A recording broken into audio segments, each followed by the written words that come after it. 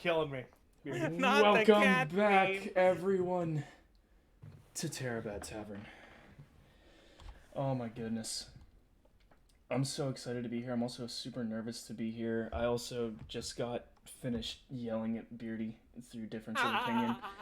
But we're here, and we're back, and it's been... How long has it been? Who knows math? It's been 84 years. It's been I'm allergic. It's been 84 years. It has been... Okay. It is, it was like when I moved 24th into my... of the 9th. The last episode of Terribad Tavern, episode 11, was on 09/23. So it's been a month and a half. Yeah, or something. it has been too damn long. It's been too damn long. We did not mean. We didn't mean to take a long break. We didn't mean to take a long break. It was just kind of, everyone had a really busy month, and we couldn't come back, and we missed it, and we're happy to be back. Hopefully, we're back to stay for at least a month. Maybe. Pretty sure Beardy was just watching cats the whole time. Over and over and over again. Just to watch a certain other movie out of my Stop! brain. I will not start this stream with this argument. I will not start this stream with this argument. Apparently we are. No, stop. We have D&D to play. Oh my god. Okay, what? How about we talk about ketchup being a smoothie? So last Oh my time, gosh, it totally is. Last time Wait, we it Terribad is. Tavern. Wait, no, we need to unpack some of this. We did this last night, and yes, we unpacked it, and we broke Soul. Oh gosh. This stream just started. Oh my god. So what would barbecue sauce be? What's in barbecue sauce? What the fuck is in barbecue sauce? How do you make? Wait a minute. That's a what fucking is question. barbecue What sauce? is barbecue Wait. sauce? It's tomatoes. Is it tomatoes? No, because that's what ketchup is. No, Yeah, it's there's the base and of- it's tomatoes and Is garlic. it just spicy tomatoes? Yeah. It's tomatoes, garlic, sugar. Barbecue with, sauce like- isn't spicy. Has the base that is ketchup. Yeah, All of and then that. you add like balsamic vinegar and garlic into it, and then you cook it down until it's brown. Homies, That's just, yeah. Thanks, Nightbot. are spicy tomatoes just onions? No. No, because tomatoes No. are nightshades and onions are lilies. Not juicy enough. Last time on Terribad Tavern. Chicken wings with barbecue sauce. Speaking of chicken wings, In case you Wow. aren't fully caught up, or Right you up haven't, or we haven't been here in forever. So, last time on Terribad Tavern, our group was faced with a hugely moral dilemma where they had to decide how they were going to save or end the life of someone else. After a huge argument and a debate with a wizard they did not get along with whatsoever, the final decision came to save a life. After which, a certain argument that was had early on has resurfaced. While they were in the crypts trying to find the items to save this necessary life, they unintentionally angered a group of dwarves. As they now have finished the job that they set out to do, it would appear the dwarves are back with a vengeance. And that is where we left off at the start of combat, which is incredible. How it's been sitting in this moment. This moment froze for so long. Such a tense instance. it's been that Wild West stare down It really has. for It's been an episode of Dragon Ball Z.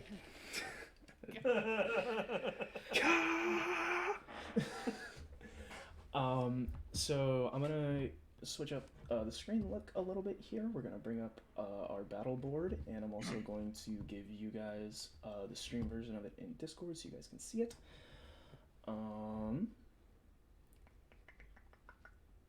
Yep. Okay.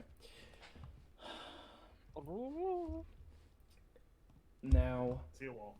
yes, there's reason for that. So, as a quick markup, you guys give the body of your sentinel friend, Bernard, to Robert, who had met you all in the town just outside of the city. He said he would take Simon, your donkey, and the cart, and he would take Bernard to the city where he will take care of the funeral arrangements while you wrap up whatever it is you are doing where you're at. Just a few minutes after he left, you all were talking, and a very large explosion came around the corner where a bright light was seen over the tops of the buildings. You all recognize this as the direction in which the inn, where you had gotten into a fight with a group of people, was situated. You all rush to figure out what is going on, and as you all rounded the corner, you are met with a awful sight. The street, the tavern, the houses across from the tavern have been set aflame, and standing amidst all of this fire is the group of dwarves that you had seen back in the crypt. Accompanying the group of dwarves are about 5 goblins, which you don't recognize. You don't know exactly where these goblins came from. You never saw them on your walk. You didn't see them in the crypt. But they appear to be helping the dwarves kind of ransack this part of the street. The one female dwarf is barking orders to the rest of them as you round the corner, and the one of the dwarves turns to look at all of you and shouts, and the female dwarf turns, sees all of you sitting there, and says, "There are the liars! Get them!" And that is where we left off last, and I asked you all to roll initiative. So, suppose now, that is what I'll have you do. Let's roll initiative. I gotta roll. I accidentally clicked it in D&D Beyond, and not on my phone. It is I'll let you know okay. in 5 years. I'll get it eventually. Oh, apparently I'm not interested at all. Yeah, I me rolled an either. 8. 8, I got 5, 5. 2, 16 for Azrael, 14 for Godea. Okay, let me roll my rolls here. Hey, Boo, I thought you were going to try and talk your way out of this. Maybe. 2, 3. Patty has been fighting a cold lately, so if Patty's audio seems a little odd or it seems kind of like out of the talk, that's why. He's not trying to destroy his throat. But I gotta roll a bunch of dice here.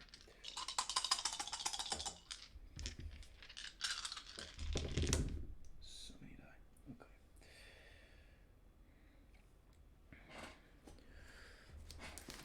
So Maybe he's jamming over there. Sorry, I just started my D&D combat playlist. ooh. All right. I What's it comprised of? Oh, currently we're listening to Orb of Destruction by Trevor Morris from the hit Vigia game, the game of videos, Dragon Age Inquisition. What's your game? Good tunes.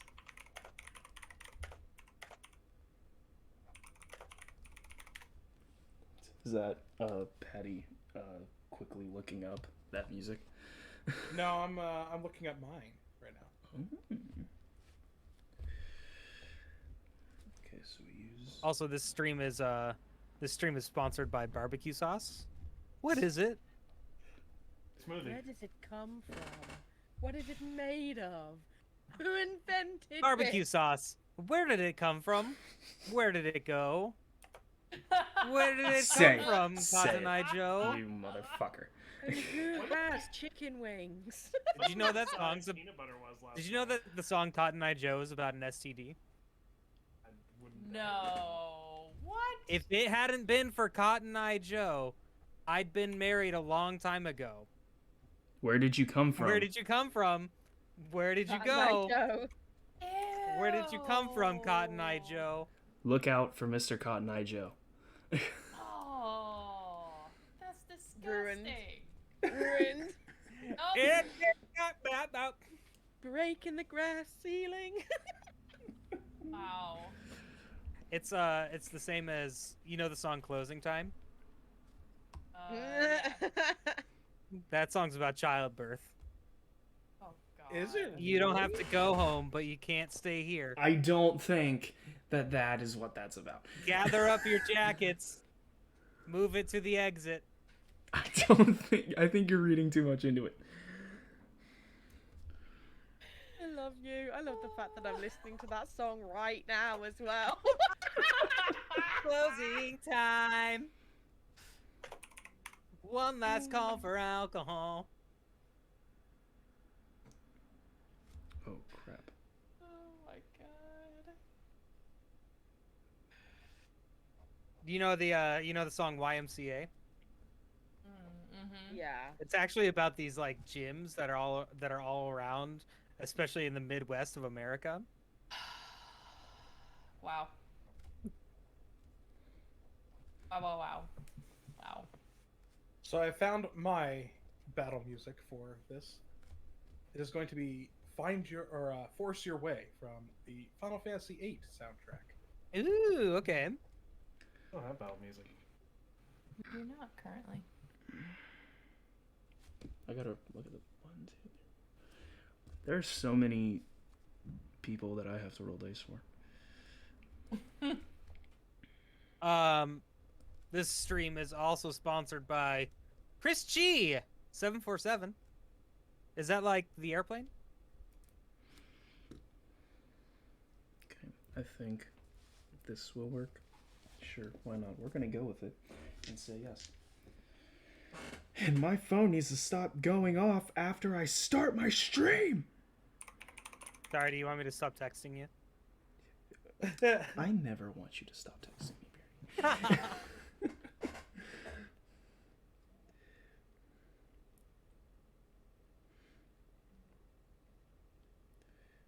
Gotta tell people I'm doing my stream. Yeah, I'm switching up the music. I got Through the Fire and Flames by Dragon Force. Ooh, okay. That's a good one. We just said that the stream was sponsored by you. That's what happened. And it's really good for right now because the town is on fire. Wait, okay. What is FIFA's voice? Gay is in, gay is hot. It's me, FIFA Cup Bear. There it is. Okay. You hit it right on the end. Nandor. It's like Nandor, but a little bit higher. Or Laszlo. It's Laszlo, but a little bit higher. Okay. I think I have everything written down that I need to have written down. I will screw it up. What things are we fighting? 4 dwarves and 5 goblins. 4 dwarves and 5 goblins. Hey. Wait, we're fighting goblins? How does FIFA feel about this? The partridge in a pear tree. Apparently, FIFA don't give no fucks. Yeah, FIFA will shoot a guiding bolt at anybody. Just it doesn't matter what kind of people they are. Well, we're about to find out how accurate that is. So, looking at this, we are now in combat. Does anyone have any questions before we start rolling dice about people? If you can't see it, let me know. Do you have observation questions? Just. I have a question. Okay. No, go for it. No, go for it. Oh, I was just gonna ask, like, our characters is the 5 in a row at the bottom of the screen. Yeah, we're looking from your guys' perspective right now. So it's FIFA, Vaza, Gildea, Azriel, and Dorcas. Is there like different? I see like different colors on the floor of the map. Is it just like That's just ground texture. terrain? Very okay. Yeah, I was gonna say. that's I didn't just know if ground it was texture. like hazards of some sort. Is any of that ground elevated higher slightly than the other ground? This is all one road. I know where you're getting at, and you can shut your mouth. There are 5 lamps though, so if we all stood on the top of each lamp, technically that would give us the high ground. That's oh my gosh, that's so true. And I am so disappointed that Beardy did not like my Obi-Wan costume. Oh no, I loved your Obi-Wan costume. You didn't comment on it after I Thanks so tagged you much for the yesterday. bits. Chris. Rip. Who's going first? first. Oh, you had a question, Beauty. Question. I just want to make sure we haven't had a long rest since. No, we haven't. Since Great. you went to the crypt. Yeah, we haven't had a long rest since we rescued that girl, right? No, you had a short rest. That was all you guys. Incredible. We're going into this one with minimal spell slots, people. Let's go. All right. First up is one of the dwarves. I'm gonna zoom in so we can see them a bit better and the movement. All right. That is a lot of fire. It is a lot of fire. They torched the place. All right. So, the female dwarf who is standing kind of in the middle of everything yells for an advance, and this front dwarf here is going to be the first to charge up. This front dwarf looks straight ahead and recognizes you, Azriel, and recognizes you as the one who lied, and sort of just straight charges forward. So that's 5, 10, 15, 20 to get to you. And he's going to take a swing. I didn't open my book. I'm going to do a lot of page flipping considering there's more than one type of enemy here. Alright. He is going to charge at you, and he has this very large axe in his hand, and he's going to take a swing. So we're going to roll for that.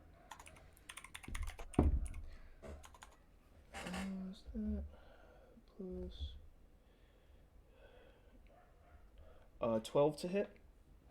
12 does not hit. Does not hit. I don't remember like any of your guys' armor classes or anything, so I can't even be like, yeah, I know. Armor class is 15. 15. Okay. So he is going to take a swing, but he's charging right at you. You expect it. You know he's coming, and very easily move away from his slash. And he kind of roars out in anger that he missed. Azriel, you're up. Well, obviously, I have to strike back. How dare he try and slash at my clothes? It's all about the clothes. It's all about the clothes. It's been so long. It's been a long time since I killed it. 84 years. Not the clothes.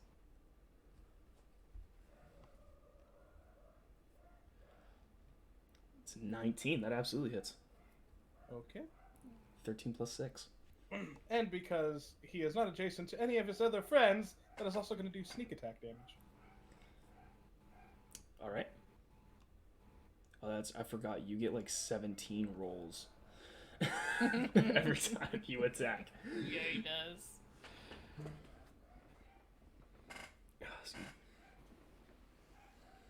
Okay, 9. And there we go. I was like, where are my sneak attack dice?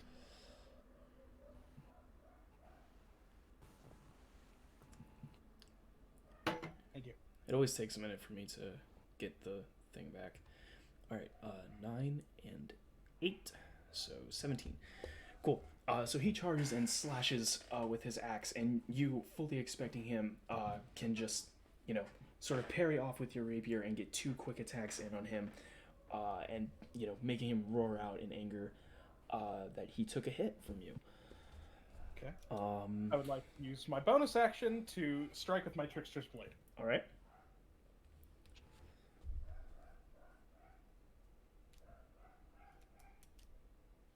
Can you guys hear the dog barking? I don't think that's going to hit. Not currently. No? Okay, as long as you can't hear the dog barking. I don't want it to, be an annoyance in the background. That will not hit. That 9 is not enough. Ah! Little did he know that that was just a distraction so I can run away! Okay, is that disengage? It's because I made a melee attack, I can disengage with no penalty. Okay. Not even using a bonus action, I can just move away. I believe I would like to move behind Gildea. Alrighty. Would lampposts count as chandeliers for you? I don't know. Partially. we'll see where that Notes comes into place. taken. It's gonna be an interesting cycle of events. All right, is that all for you, Azrael? That's for me. Okay, we are gonna have another dwarf, and then Gildea, you will be up.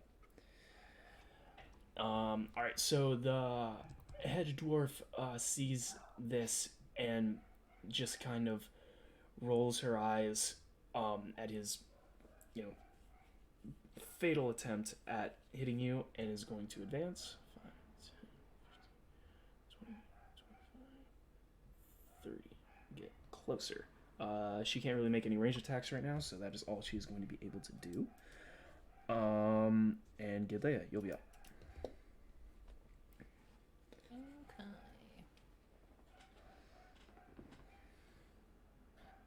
I would like to. Let's see. I'll take a step. Do I have to? I can reach that dwarf that was in front of Azrael, right? Yes. Okay. I guess I'm gonna attack him. Alrighty. My Morning Star. Wow. 2 plus 5 is 7. Apparently, whiff and a miss. Yeah, that is not going to hit.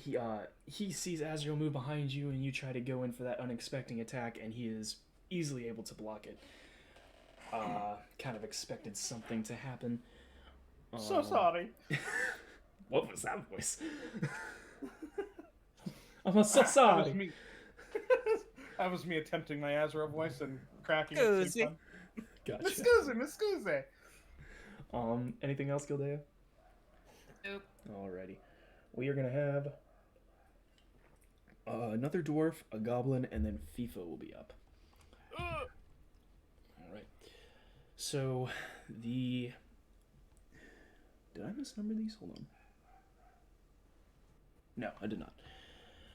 So, next dwarf is up. He is also going to advance. So, 5, 10, 15, 20. Again, charging straight at the person in front of him will be FIFA. He's going to take a swing. What am I looking for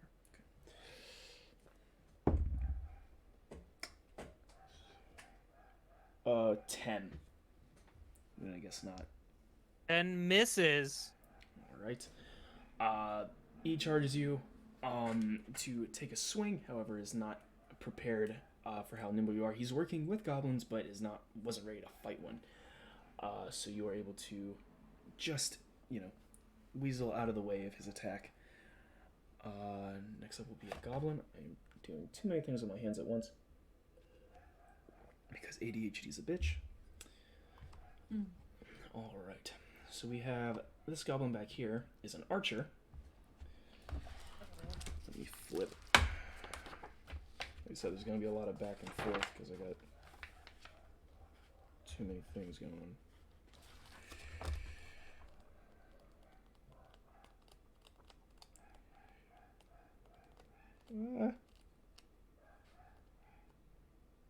Man, that dog's just going for it. Yeah, here's all. As long as you can't hear it, I'm sad. I'm cool with that.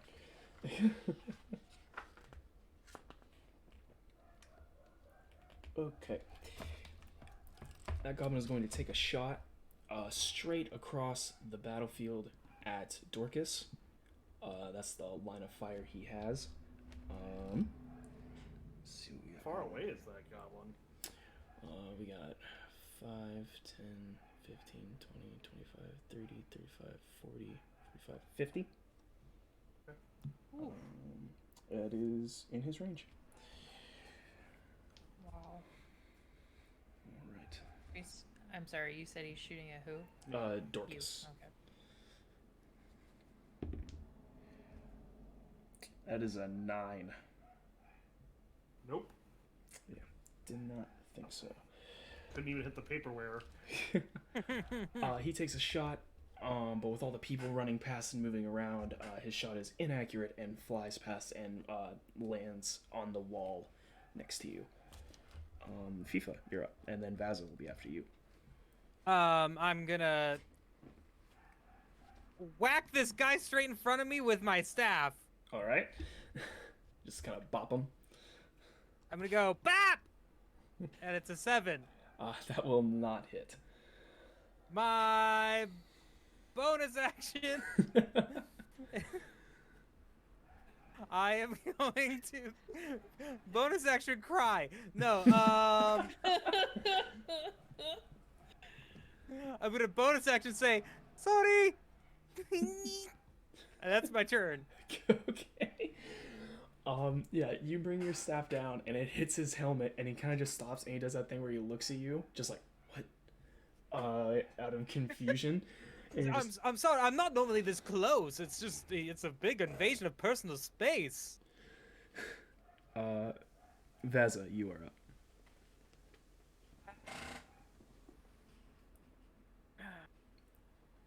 Okay, I'm gonna use my longbow and I'm gonna try and hit the goblin that's under the lamppost diagonal from me. This one here? Yeah. All right.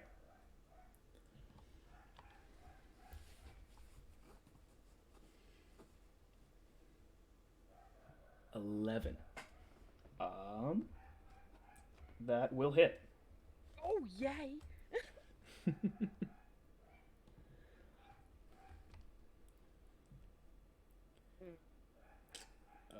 3. All right. 3. You turn and let your arrow fly, and this goblin is a part of, just the helping of ransacking the buildings around, and the goblin turns and the arrow lands straight into his shoulder, and it sort of like I guess yips as it is hit unexpectedly, and begins trying to remove the arrow without hurting himself further. Okay. All right, we're gonna have quite a few enemies go, so I'm gonna try to do this as fast as possible. All right, let me see here. So we've got how many? Did I miscount my goblins?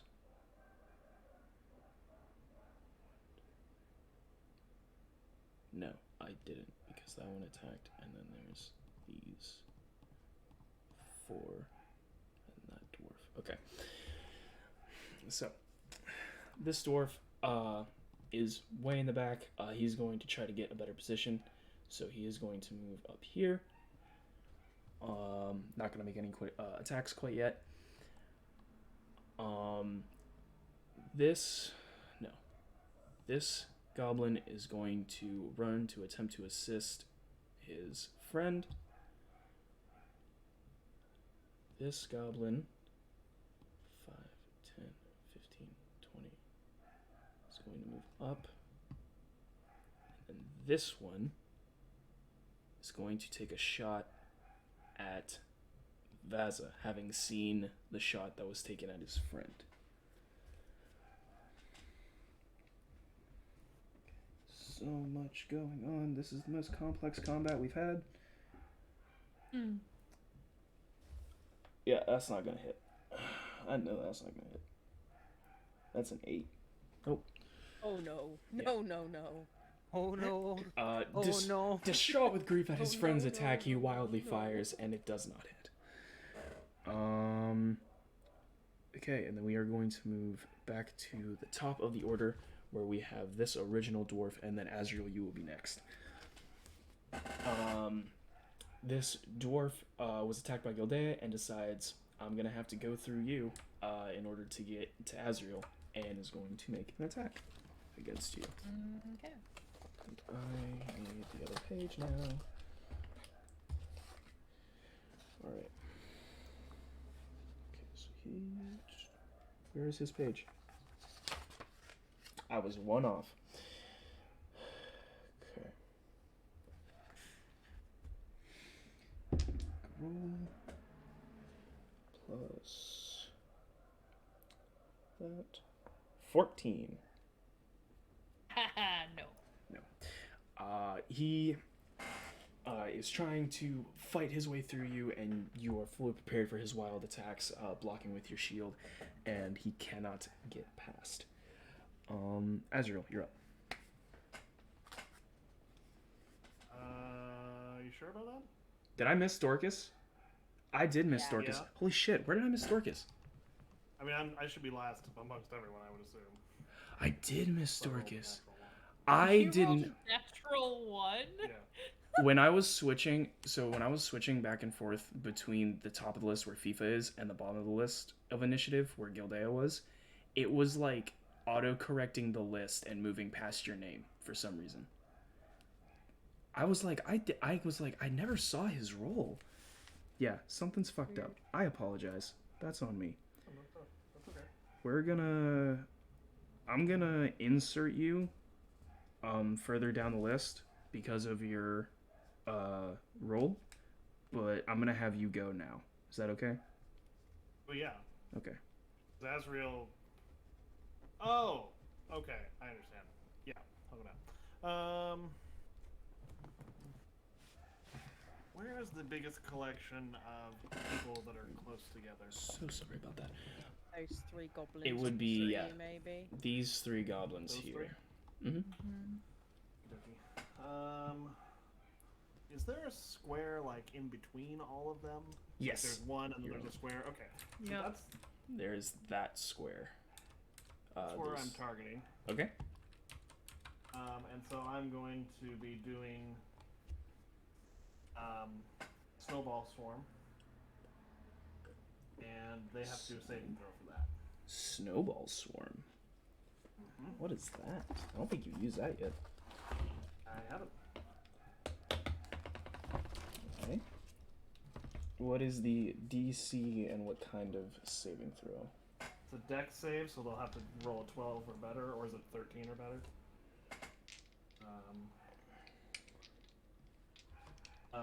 And the DC, what is that? Damn if they fail, I get to roll 3d6, and they'll take cold damage. Okay. If they succeed, they'll take half as much damage. Okay. And you said it's 13 is the number to beat? And it's a Well, dex. it's a dex. It's 12. So if they tie it, does that beat it? Yeah. Okay, so it's 12. That is the number to beat. Okay, so they have to beat 12 on a dex save. Holy shit. Okay. So...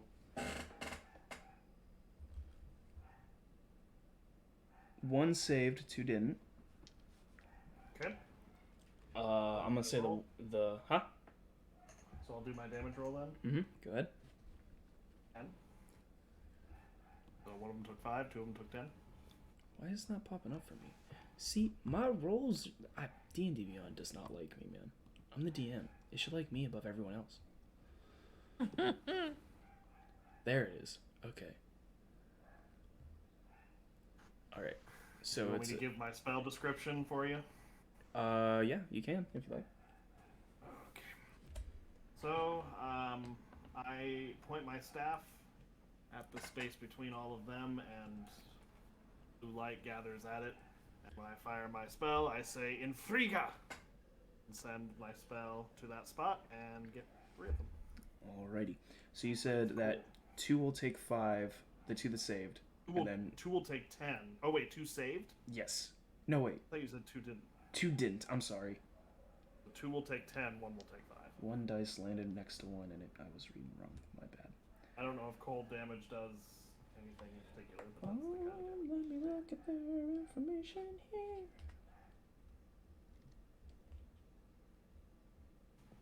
Okay, so we're gonna go. All right. So the one that's saved is gonna be this dude back here, who's kind of closest to this burning building. So what is it, like a tornado, or is it like snowballs explode out? It is a flurry of magic snowballs that erupts from the point that I choose. Gotcha. Okay. So these snowballs explode out at a speed that shouldn't a snowball should never travel at this velocity. And the one who saves kind of like sees the light glowing because he's looking in that direction, and kind of covers his head to take the hit. He still takes a significant hit from these snowballs. But the other two who are worried about the arrow in the one shoulder take the brunt of this blast from behind and are just buried in snow. They are hit in the back and they scream and are thrown forward and topple over each other, and they just now sit in a mound of snow, defeated. Defeated? Goblins are easy. Oh, okay. So they're gone. Okay. Hell yeah, we are. Yeah. Would that be able to put some of the fires out too that are over there? Yeah. So when the kind of blast happens, the snowballs that hit the side of the wall singe out some of the fire, but the building is still very, ablaze. So it only kind of coats the one corner. I'm gonna say that I'm not gonna go into build mode and try to delete all these tiny fires right now. Yeah, no. Because it's gonna be so. Because it looks great. Am you. I able to shout something out in intimidation? Of course you can't. Talking is a free action. Okay. Or are you trying to intimidate specifically? I'm trying to intimidate them. Okay. I roll that first. Sure.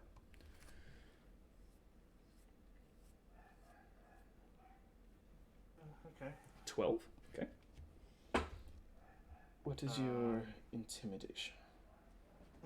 So what I say is, I was like, consider that a warning shot. If you want to see more, then stick it around, and I'd be happy to grant you death. Okay. So, all right, let me look at this. You say this, and the two archers in the back kind of look across the road at each other and give each other a glance of like, I think this dude's fucking serious. And this goblin here, off like closest to the inn, just kind of, you see him just do this, nope, and turn. And when he turns to walk away, he meets the gaze of this other dwarf in the back who like gives this grimacing face, and he's like, and turns back around like unwillingly to fight. So you have definitely scared the goblins remaining. Let me check on the stats of the dwarves. Also, Soul Chat's wondering if you can turn your audio up at all. They say you're a little quiet. I'm quiet? You dare? I can move the mic closer to me. I'm sorry.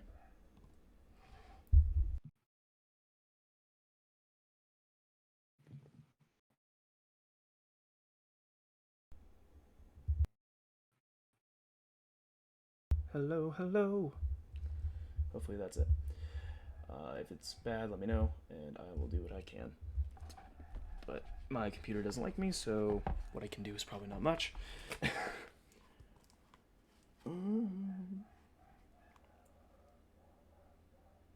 Okay, so the lead dwarf is gonna shrug off that sort of dig, and the other three, they don't look like shaken in their boots, but they definitely noted the magic attack that you just threw out. Like they're not like quaked and like, oh god. Also looking at the thing, the nerds also are quiet. What the heck, man? You're quiet? According to them, hang on, I can turn your auto up individually. Okay. Okay, hopefully that helps. Where were we at? So I plugged you in because I accidentally forgot about your turn. I feel so bad about that. No, it's fine. I'm still gonna feel bad about it. Azriel is because we are at the top of the order, right? Yes? Yes, and Okay. we had the dwarf go, and then it's me. Yes. Okay, so Azriel, and I now have Dorcas written in to where I properly need him. And yeah. Ah, Gilday, it seems you have this well in hand. I'm going to go help our little friend over there.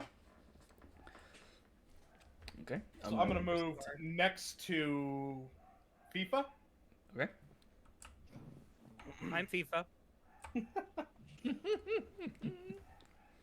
And I am going to stab at this dwarf who did not understand the power of FIFA. Do you do it from Hell's Heart? What? There's not a lot of power left. I got like maybe 2 spell slots. I feel like that You was have a dagger. It's fine. It's fine. I have a dagger. the butter Use knife. the butter knife. Use the knife, Luke. I can't believe it's not butter. All right.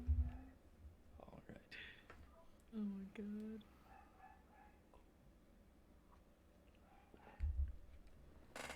Okay. 14 to hit that guy. That will hit. Sweet. Yes. I will say he is within 5 feet of an ally. Yeah, he's within an ally, so it's not going to get sneak attack. Or does it? I don't know how does sneak attack work. Hang on. I've got 2 different ways it can trigger for me. Okay. Also within 5 feet of you, though, so I don't think that triggers the.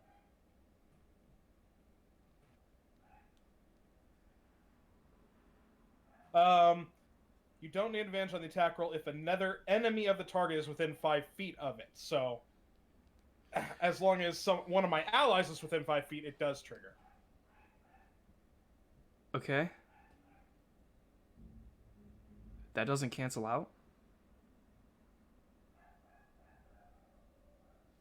I mean, the full thing says, once per turn, you can deal an extra 2d6 damage to one creature hit with an attack with a finesse or ranged weapon if you have advantage on the attack roll.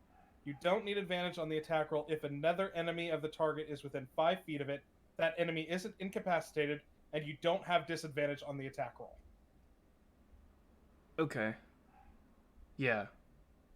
Okay. That's it, go ahead. Okay. The other way I can trigger it is if I'm just one-on-one with an enemy.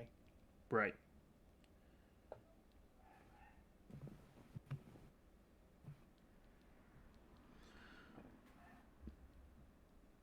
Is this where I reveal that I'm secretly not your ally? Joke's on you. And Bum, then the bum, butter bum, knife bum. comes in from behind. Reet, reet. Alright. Rapier for 6. Wait, are you actually doing that, or? No. Oh, okay. No. Sneak attack for 7. Alright. This time. 13 damage. Not yet. And then, with my bonus action, I will try and hit this one with the Trickster's Blade.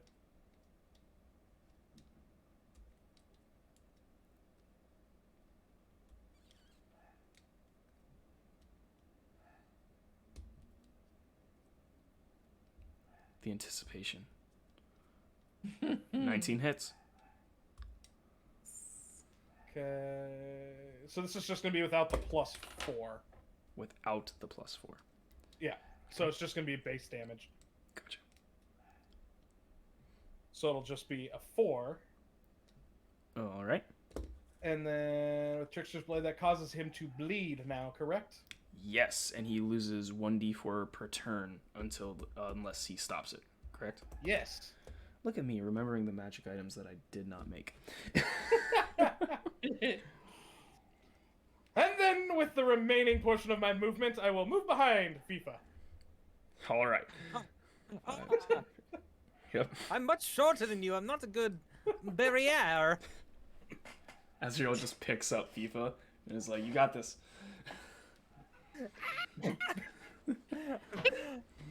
I passed the dangle test. You know the dangle test that you do with cats? I 100% pass it. The feet just Flying dangling. colors.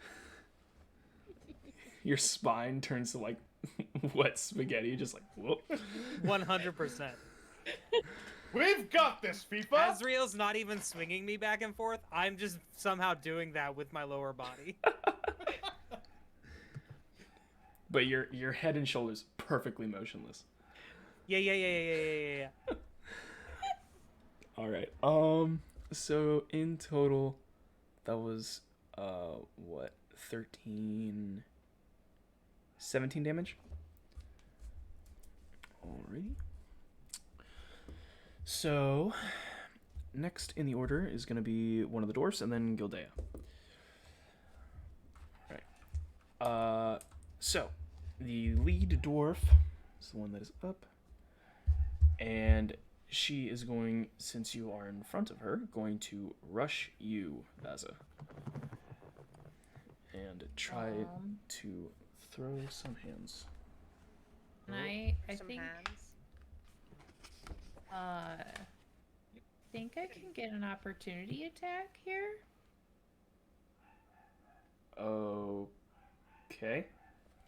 From It's under, it says like protection while wielding a shield, and a creature you can see attacks a target other than you within 5 feet.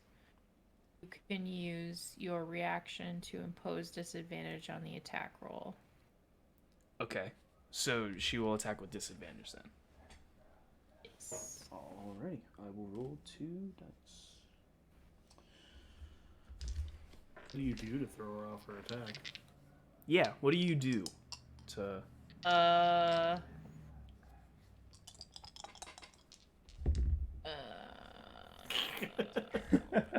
Bash your morning star off your shield. Oh yeah. Okay. All right. She rolled an 8. She will not hit.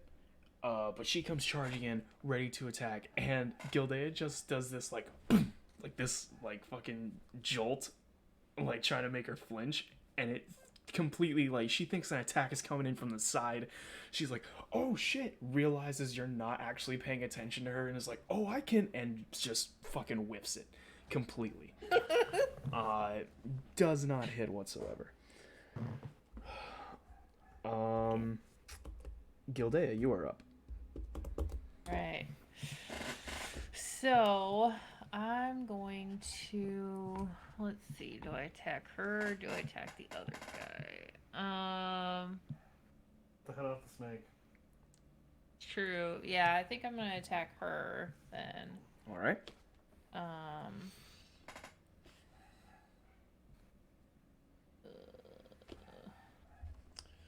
Oh my god. A 9. 4 plus 5. Oops. Click it. I'm opening things I don't mean to open.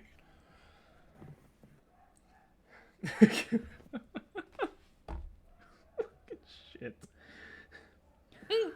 You want to hold my stick? I look over and you're just like, yeah. Channel the power of the magical breadstick. Yes. Okay. Yeah, that does not hit, unfortunately. Yeah, that's kind of what I thought. Yeah. So I'll say that you weren't expecting her to get thrown off by your little, like, jolt, and so the second attack just wasn't fluid to come in. All right, we got a couple enemies, and then FIFA will be up, Picturing unless you got something All else. these like badass warriors just trying to hit other people, and then it's just like this awkward dance of just missing. It's like.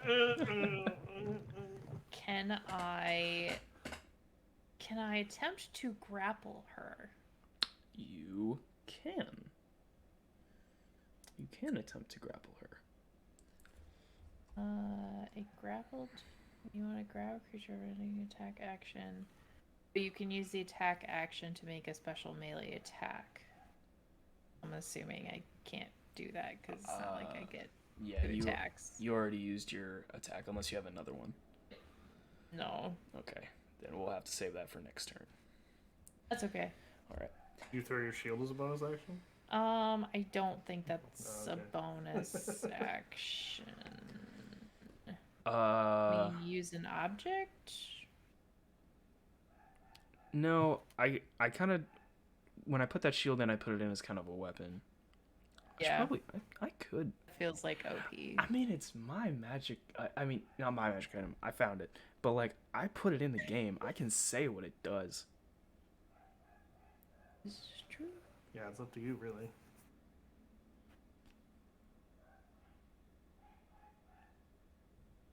I mean, you may not choose to throw it even if you can, but What is the rating of that shield again? Wrong direction. Rated T for T. Oh. Like, what is What do what you is the mean damage? rating? What's the damage it does? 2d6 bludgeoning. Can hit 2 enemies within 10 feet for 1d6 each. Okay, so I will say, as a bonus action, you can do a shield bash. So instead of throwing it, use it as melee range for okay. the 1d6. Okay. Well, let's do some of that. All right. We'll have to go in and edit that information so that way we remember it. Yeah. you actually have to roll to hit first, don't you? I mean. Okay. I mean, yeah, I would assume you'd have to do an attack roll.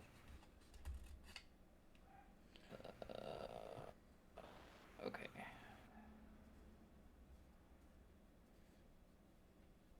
I don't remember what we were using for the attack roll.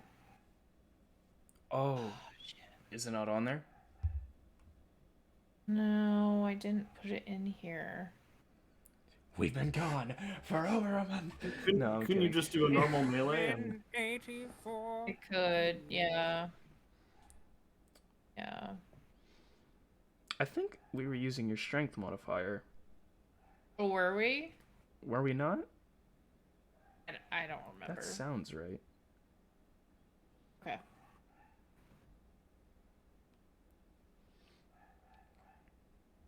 $12. That will, I believe, just barely hit. God. Can't hit with your weapon, but you can shield bash like a pro. Yeah, that will just barely. Yes. Wow. You are not rolling well. Wow. It's a 1. Wow. Either way, you hit her. Wow. You are Oh, unsuccessful with your Morning Star sweep, but you are able to give a little punch jab with your shield, staggering her a bit and getting that hit in. Yep. That's my turn. Hey, listen. The first time you got the shield, you threw it and it stuck into a tree. So, I mean, the first time you use this, it's not always going to be amazing. Okay, we're going to have a dwarf, a goblin, and then FIFA. So, this dwarf is going to be next. Actually, wait, no. I need to correct myself. I need to erase some goblins from fighting.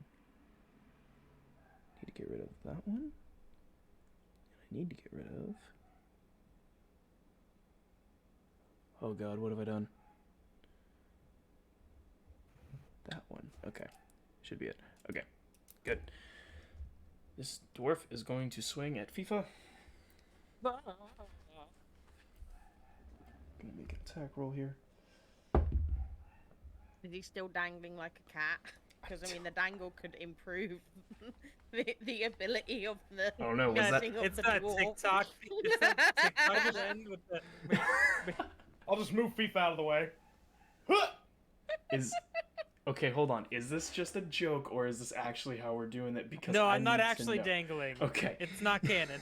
Okay. It was just for full, it was for the lulz. It's for the giggly Tuesdays, you know. Gotcha. The It's funsies. it's Friday.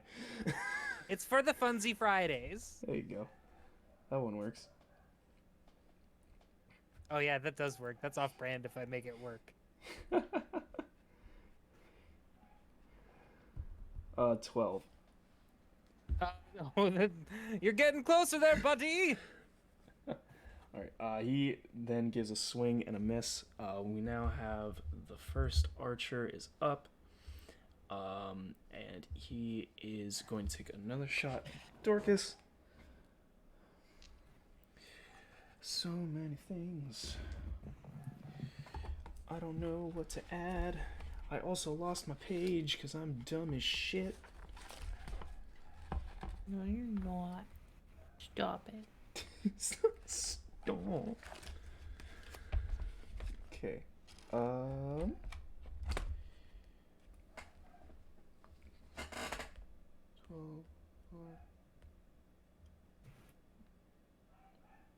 14. Okay, so I strike the ground with my staff and say Defendarius, and a dome of bluish silver light appears around me, thus shielding me, preventing the hit from striking. Is that like a reaction spell that you have? Shield? It sure is. All right.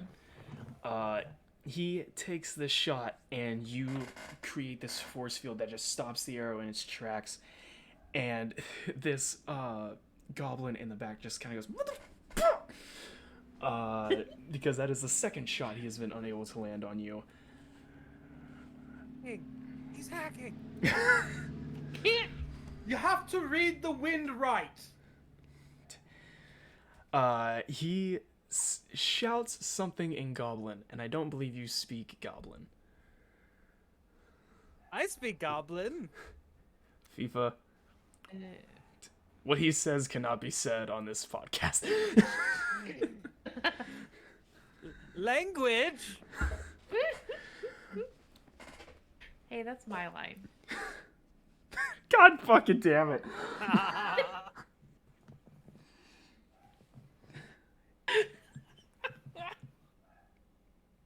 Incredible. FIFA, you're up. Basil, you're next.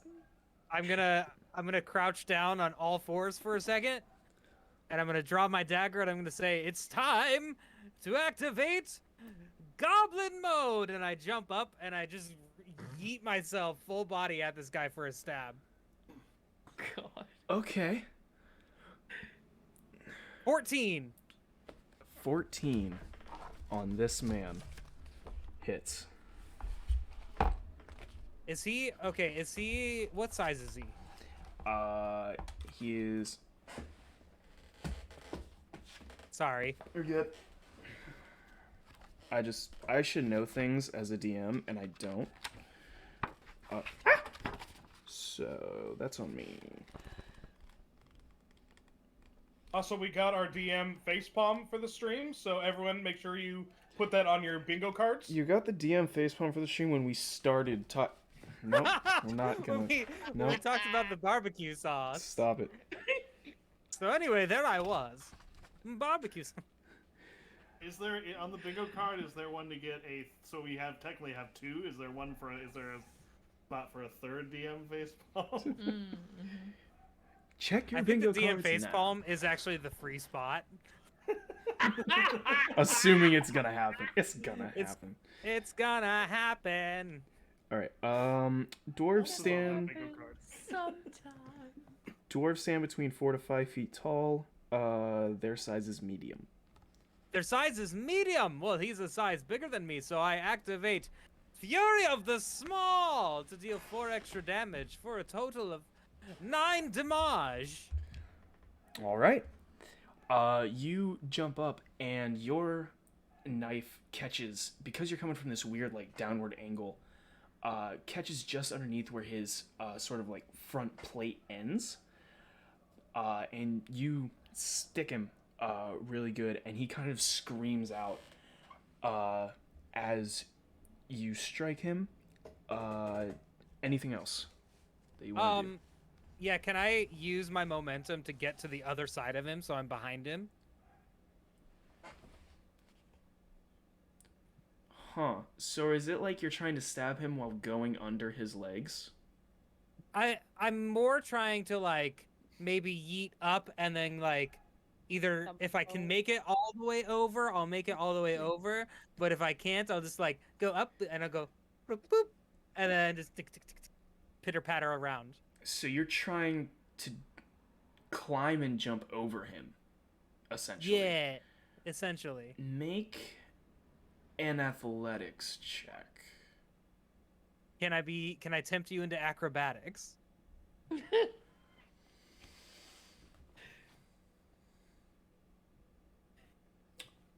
Yes. Natural 20 plus 3. Oh my god. I'm soaring, flying. So, okay. You jump up and get this stab underneath his armor. Still able to keep your sharpened butter knife in hand as you kind of springboard up off of him and dive over top. So are you just trying to get to the space behind him? Yeah. Okay. Kind of diving over top of him and landing behind. Dazed at what just happened, and you land perfectly on your feet as you sort of like roll over top of his head. And I do like the full Black Widow landing. Superhero I'm landing. Do you do the hair flip? I do the hair flip 100%. I And then, taught like, him that one. The beard kind of gets stuck in my mouth when I do a hair flip. It's like, It's not the actual hair flip, it's a beard flip. it's a beard flip. So it like smacks you in the face a little bit. All right. Yeah. And I end my turn saying, I don't know why I wanted to be over here. But hello. And I kind of turn around. Did that dwarf take his bleeding damage on his turn? I will add it to his total. Now he did. I'm gonna make it so you're facing the right direction. I'm gonna make it so you're facing the right direction. All right. Vaza, you're up. And then we'll have one of the dwarves and then Dorcas. Who have I got in front of me? Bleeding guy and woman. Yes. Okay.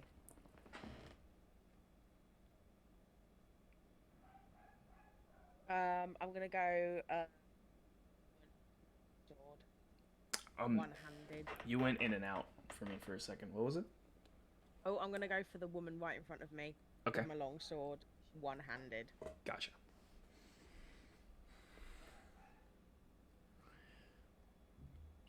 Oh, 22. that's a good number. Yeah. 22 is a good number. 17 plus 5, that hits. Yeah. Yeah. So we're going one-handed, so we're going with the D8 roll. You got a Yeah. 10 on both.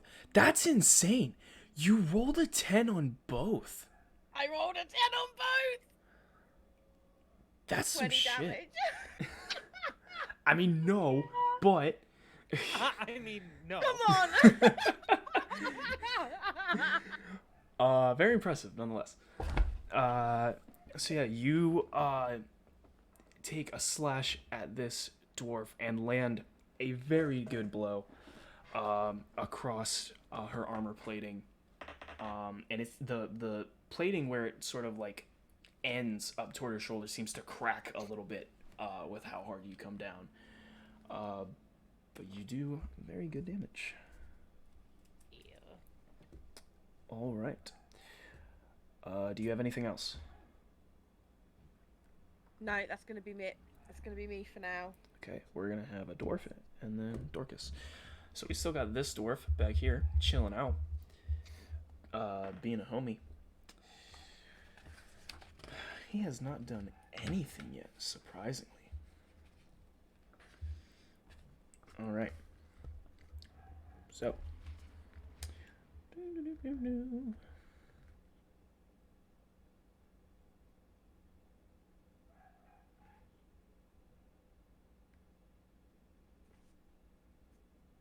Oh no, I need to look up more things.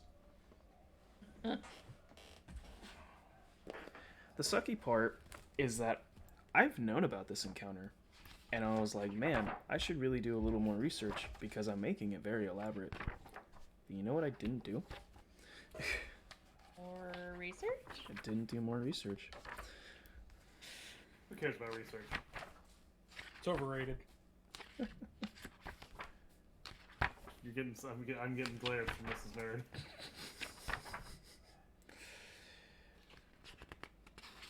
It's like her dream job. Yes.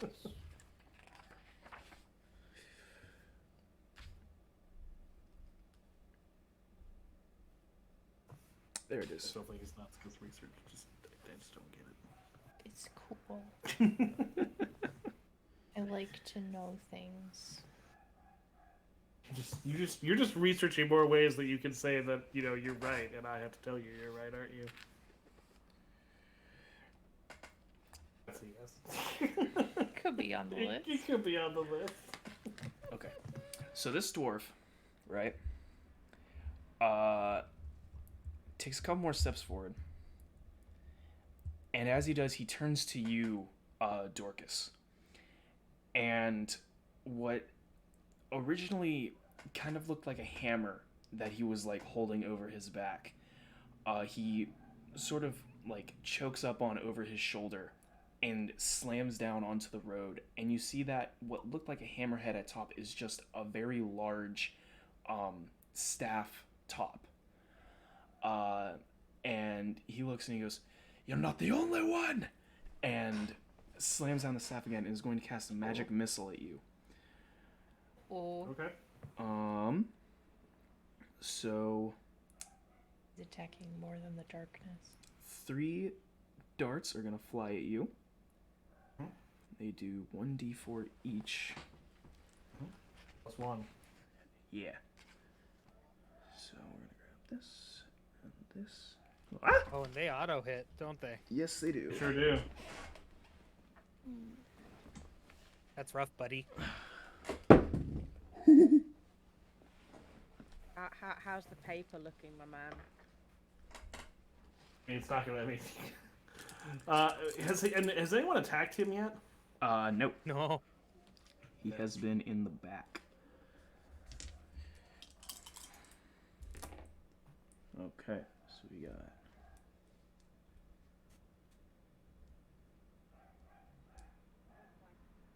9 damage total. Okie dokie. Yeah, he slams his staff down, and these 3 bright green bolts come from the head of this very wide staff and just fly down the road at you, Okay. striking you with bursts of power. And you are up. Okay. So before I say what I'm doing, I'm gonna do this just to see. Okay. So here's what happens. So instead of saying what happens and then rolling, it's okay. I got an 18, so here's what happens. yeah, because it's not gonna be cool if I can't back it up. Let me Okay. have my moment, Saul. No, you have your moment. Have your moment. I just thought it was very funny. All right. So when he hits me, I fall down to a knee for a moment. Okay. I turn and spit some blood out of my mouth, and back up, and slam my staff on the ground and say, "My turn." And I cast a ball of lightning and launch it at him, saying, "Fulminos!" Come on, Vominos. Everybody, let's go. Sorry, but yeah. Okay, so ADHD brain is taking over real bad today. 21 damage. Holy fuck. You stand and you say this and launch this lightning orb at him. And you see him like, I think the word's bolster, where you kind of like stand like, Yeah. huh? Is that the word? Yeah, that's the word. Okay.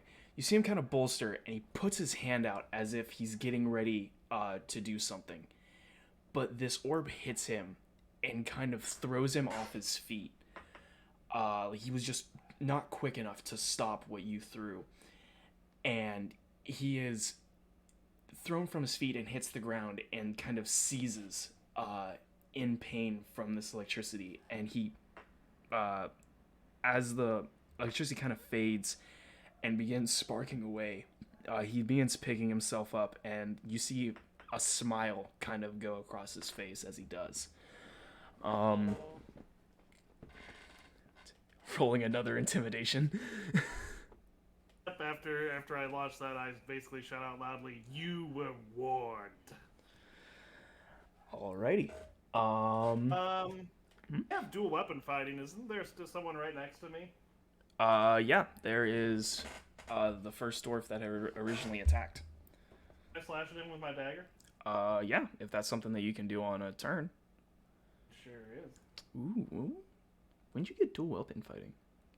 I've had it the whole time, just like I've had a dagger the whole time. I just haven't. Used it. He hasn't, like, it hasn't been needed. He hasn't been in the mood, like, to. He's out for blood right now. He's pissed. I'm not in the mood.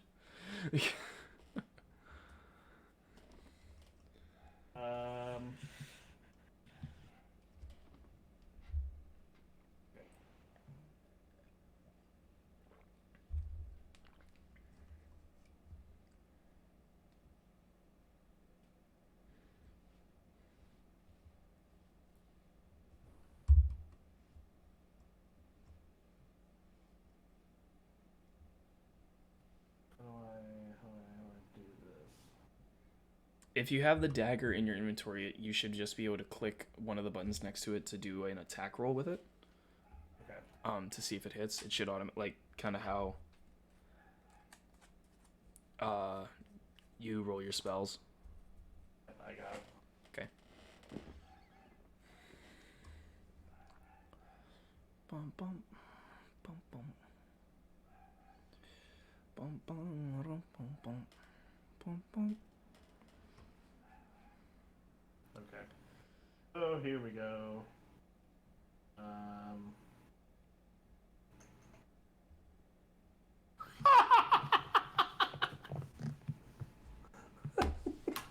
My man just rolled a nat 20.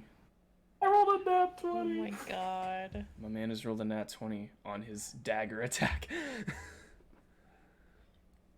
Ow. Alright, roll your double damage. I rolled 2 dice? Or just double the amount? I think, what do? We change the roll every time. I'm gonna do a 4 plus what you roll. Because that's yeah. Dagger's a d4, right? Yeah. Yeah. So I rolled a 1, so. So 5. Alright. God, my eye was just, ow.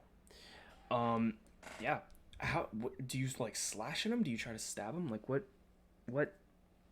I try and stab him, like, at his neck. Alright. Yeah, with a nat 20, you turn, and he is focused on Gildea, because he's still trying to fight his way through the crowd, and you just sort of turn and stab this dagger down, and you hit, like, right where the neck connects with the shoulder.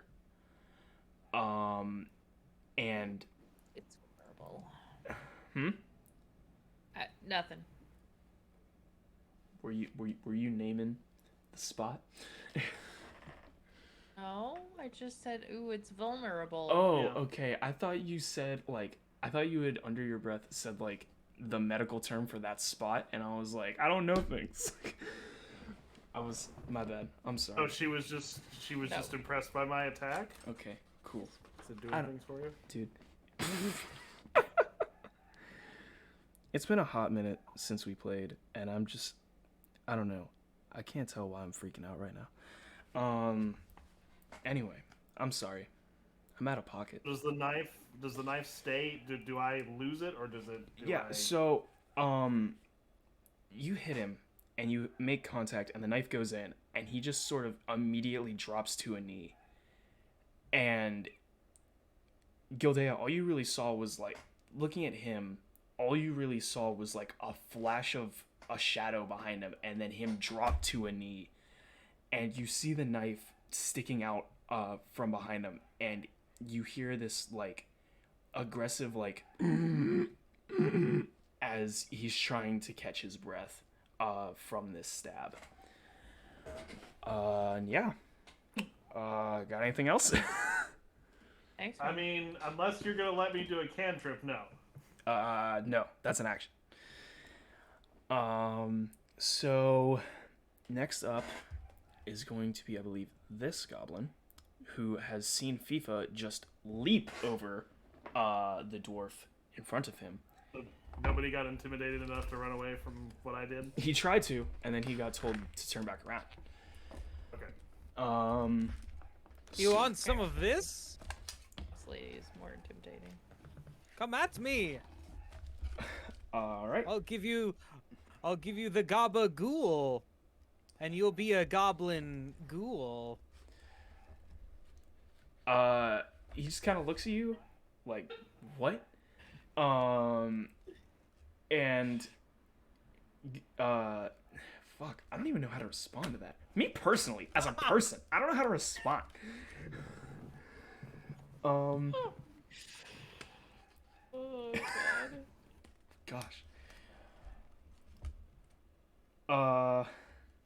He's gonna I'm so attack you. sorry. I want to respond, but I don't know what to say.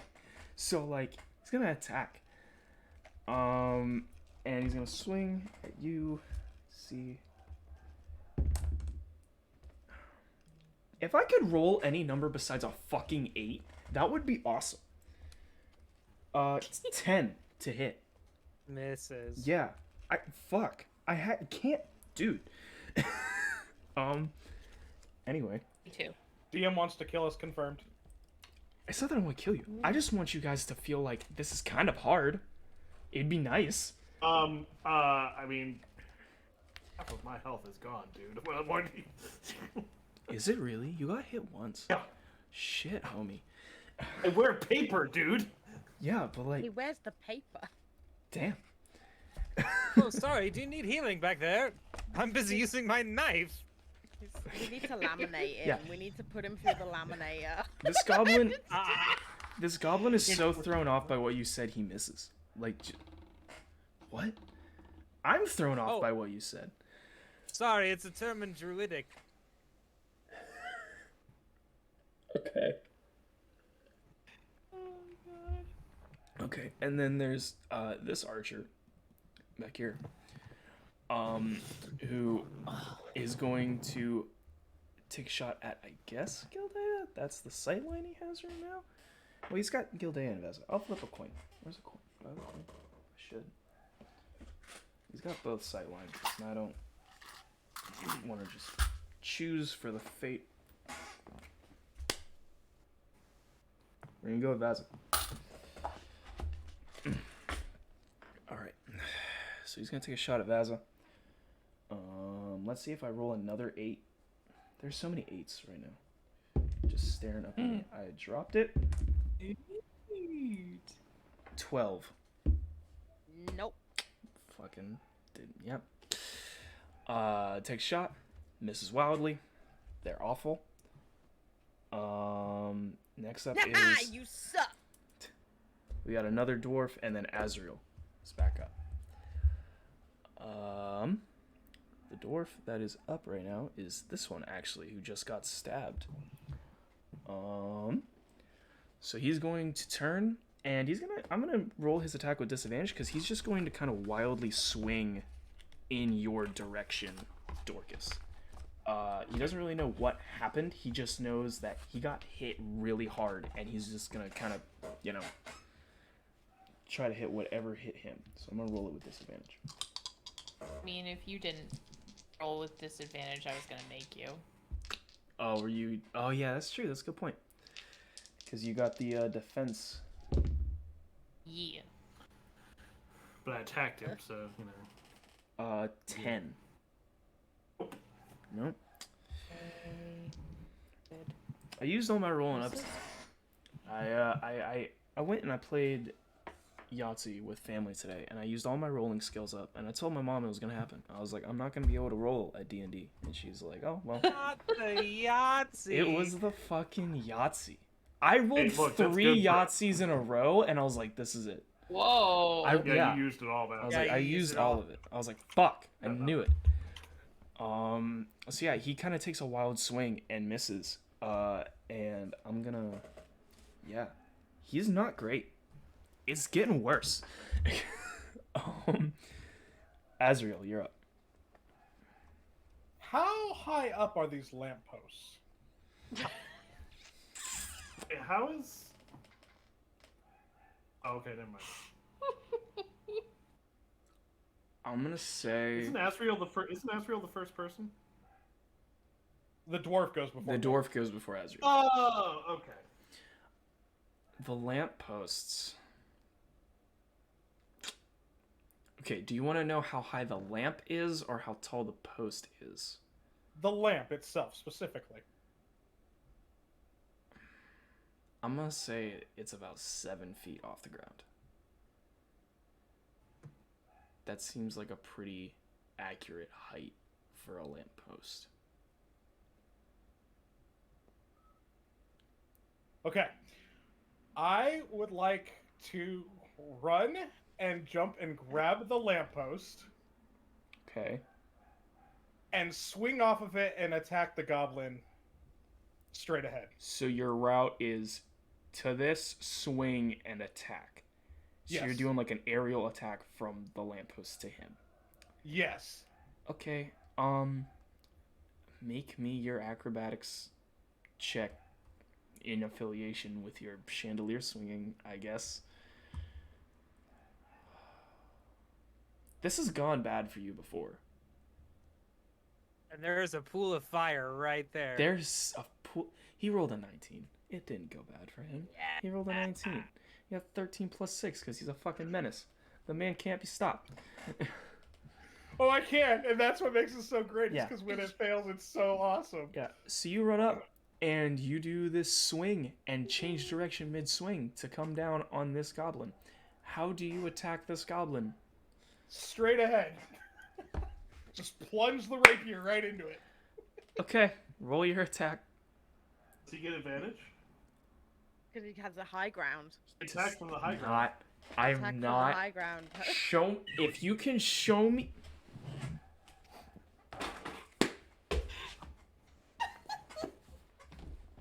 Assault. I'm going to begin reading and figure out where it says. Where's advantage? Hold on. I feel like commentary talking about or attacking from the high ground needs to be on our bingo card. It does. I really want to make this bingo card now. Like all the. I don't. D&D Where bingo. is advantage? I'm just saying, not just the high ground, but like all the acrobatic stuff, and he's like literally like attacking from up high. Although I suppose doing all that, somebody would be looking right at him. There's combat. 247. We're nipping this in the bud right fucking now. That's what you think. I know it's never gonna stop coming up, but now I need to know if I'm wrong. What We happens have made if the you DM are- question. Here's the. I mean, theoretically, you're never wrong, but. I like how Beardy pulls out theirs too. Oh, they did. Nice. I saw that sneaky Tuesday, Beardy. Am I a big drama? 247, you say? 247 is where it Yes, starts. we'll all read together from Player's Handbook, page 247, I'm still line 5. I'm And still lo, looking it was known- for where advantage is. Or is this? Are you in DMG? I'm DMG. Ah. Oh, is it in Player's Guide? Advantage? It might be in Player's Guide. Let me do that search for you, and Okay. you keep searching in the DMG. Welcome to the awesome part where none of us know the rules and we start looking for things. Page 173 of the PHB. Is it? I'm just saying that, it shouldn't matter what that book says because you always have advantage when you have high ground. I need you to stop. I'm sure that'll be added in D&D 1. Absolutely. Yeah. What'd you say it was? 147? 173. 173. It's like, And when lo, Beardy and lo, it was known for Gary Gygax once said. But anyway, it's like earlier when Beardy had moral high ground, when we were talking about a couple different movies. And...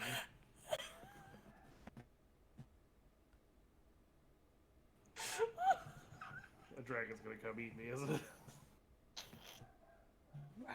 Yeah.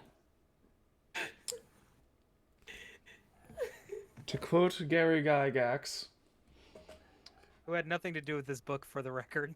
He had everything. long gone by 5e. Everything to do with this book. Okay, fine. To quote the wizards that live on the coast, on page 173 of the PHB, advantage and disadvantage, paragraph 5. You usually gain advantage or disadvantage through the use of special abilities, actions, or spells. Inspiration can also give a character advantage, as explained in Chapter 4. The DM also decides that's what circumstances influence a roll in one direction or the other to grant advantage or impose disadvantage as a result. So, in conclusion, fuck your high ground. He did use it. Did he He take? did use a special ability. But And that he did- ability does not specify that he gets advantage. He should, because high ground. Fuck your But high he ground. was inspired by will at level Tifa's 9. amazing acrobatics. At level 9. Earlier, there was At level- inspiration. Yeah, there was inspiration from FIFA. There was heroic. inspiration from FIFA. At level I There have was seen- also I have- inspiration from a 2008 movie called Revenge of the Sith. My And party. known George Lucas once said. My I have party the has high ground. inspired me. My FIFA, the Goblin, has used the acrobatics. The Dorcas has used the sneak attack. It's over, Goblin. I have gained a superior altitude, thus gaining me advantage. At level 9, it gives you advantage. You guys will never hit level 8. That's not me. That's not true. But anyway, so you're attacking. We'll be long dead by then. Azrael probably will not live to be level 9. Azrael will die in some way, shape, or form. 10 does not hit. Well, fine then. I use my sneak attack. Who? Or my trickster's blade. Okay. What a mess. Whatever do you mean?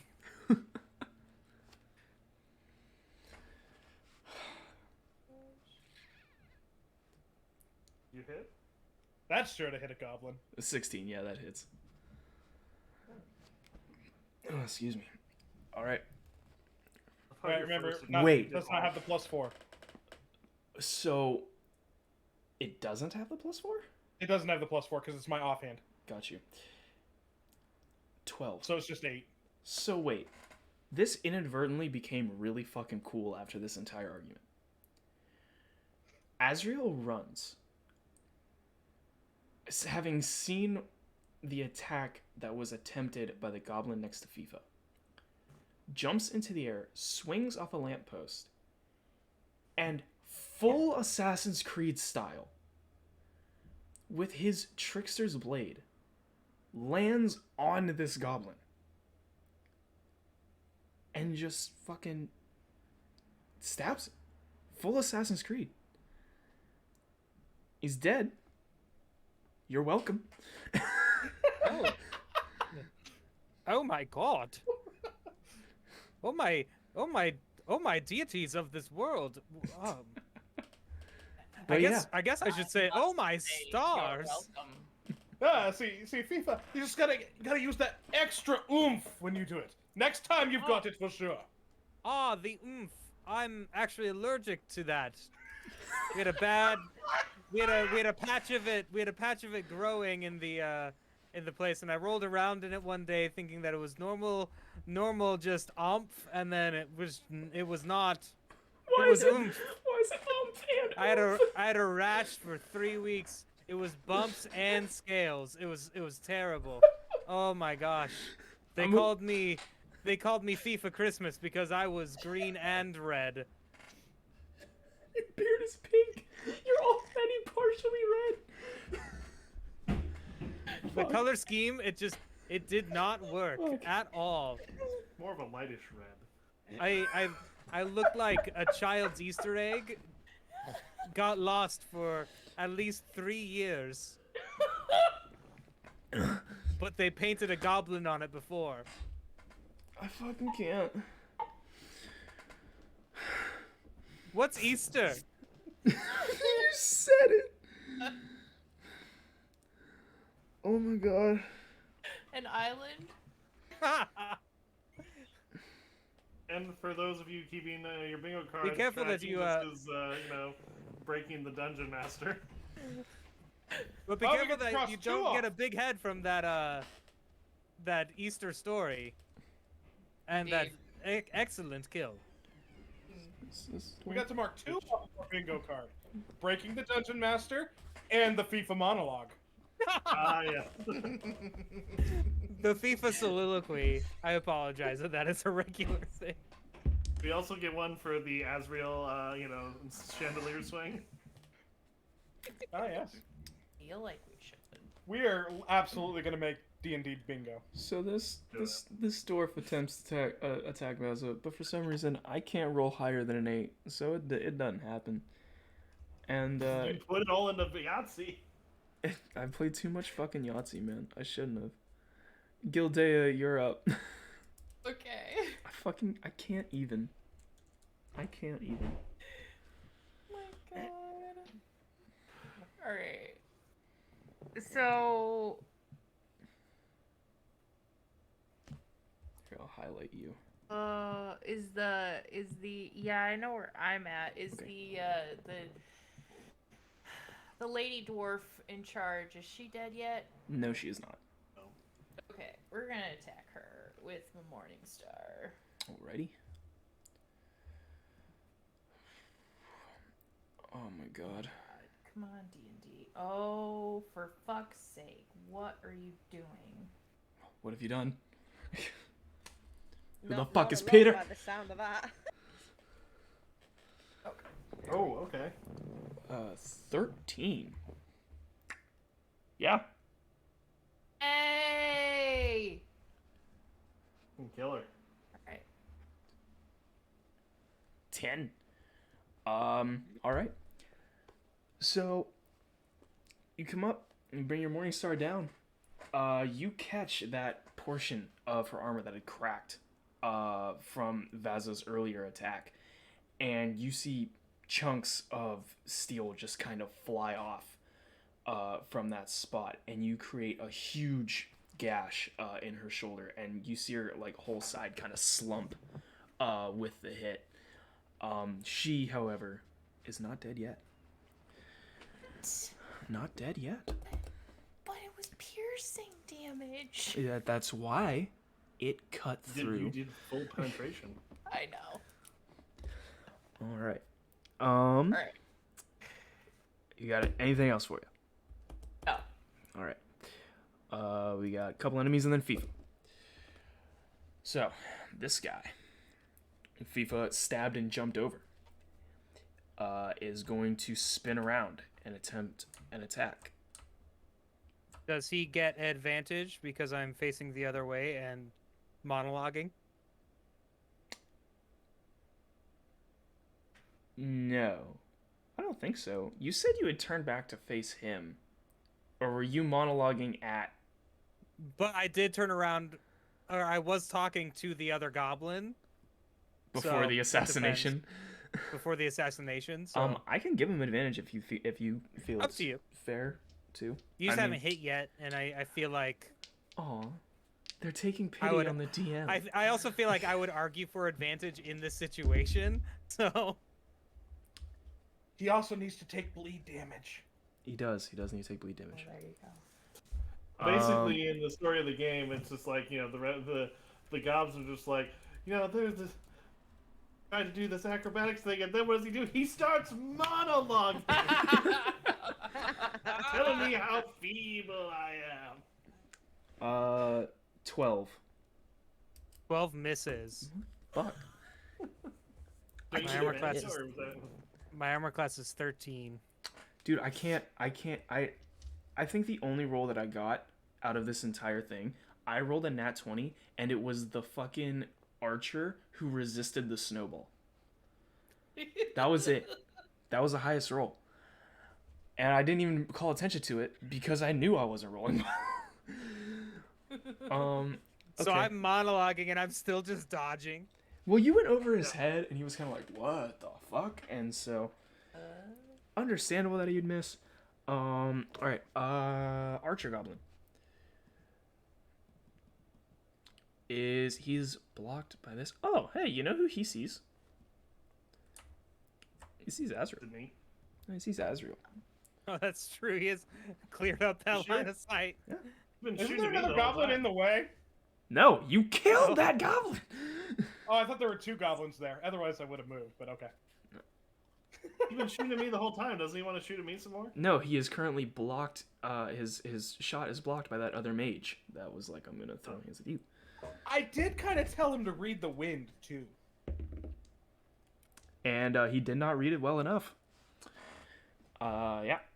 So he goes to take his shot and looses the arrow. And I don't know if anyone here is an archer and knows anything about archery, but if you lock your arm when you shoot a bow, the string will glide across your arm, and if it's bad enough, you won't just get rub rash. And that's what happens to him. And it's You not rolled good. one. Yeah, you rolled a 1. It was bad. It was bad. See, I'm it kind of looked like that guy's arm over there when I was rolling around. Damn it. I lost my place. FIFA's up and then Vaza. Anyway, hey, yeah, you're right. He's not the only one. And I cast Guiding Bolt at the mage. Okay. I use one of my free uses of Guiding mage? Bolt. Their mage, yeah. I cast it at Dorcas. No. All right. No, it was a 7. The 7 Yeah, I does whiff not hit. Hang on, let me check something real quick. Once again, I closed a book I shouldn't have. I'm really bad at like keeping pages. Need like one of those the like U-shaped desks. I need that just I need rolls all around. of this to be just a desk. You know what's his name? Ron from Parks and Rec when he gets the circle desk. If anyone knows that reference, I need that. Just the circle desk so I can like have everything at once. I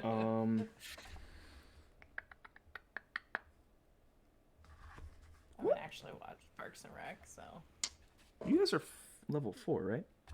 Level 4, yeah. yes. yeah. Gotcha. Okay. Ron is my spirit animal, so. I will use my bonus action whenever you're ready.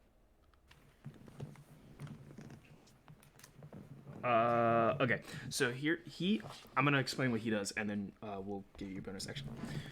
So you shoot this guiding bolt at him, and that smile, Dorcas, that you had seen, he keeps it as his head turns, and his one hand comes up, and the guiding bolt stops in his hand and begins to change color. As he starts to channel his own spell, and I will now give you your bonus action. And I'm gonna say, drop it! And I use my bonus action to expend 1 use of my wild shape to summon my star bow, and I draw the string, and a shooting star shoots away from it, right at his face. And it misses even worse. Yeah. 2 plus 4, And I 6. say out loud, I say, I'm sticking to knives from now on, everyone. Alrighty. Vaza, you are up.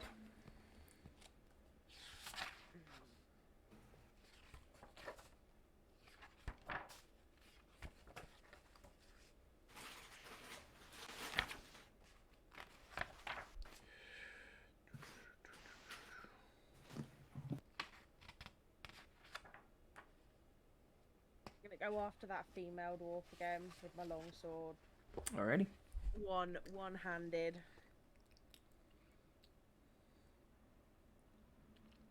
Nine. Does not hit.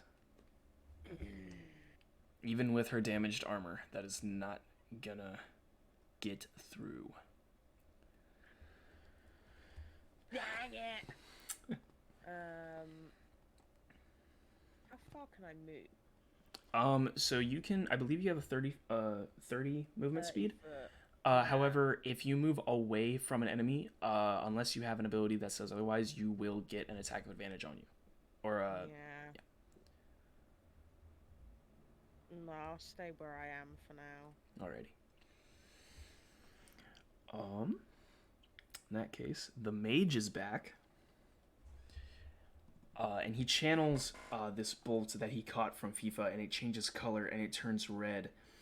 And as he stands fully to his feet, it begins to spark and transform into fire. And he looks up at Dorcas, and his smile turns into like a rageful grimace as he launches this firebolt at you.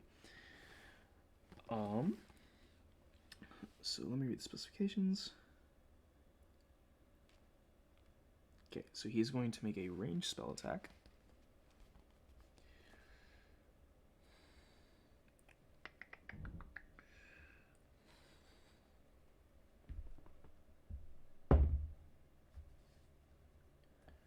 And then plus...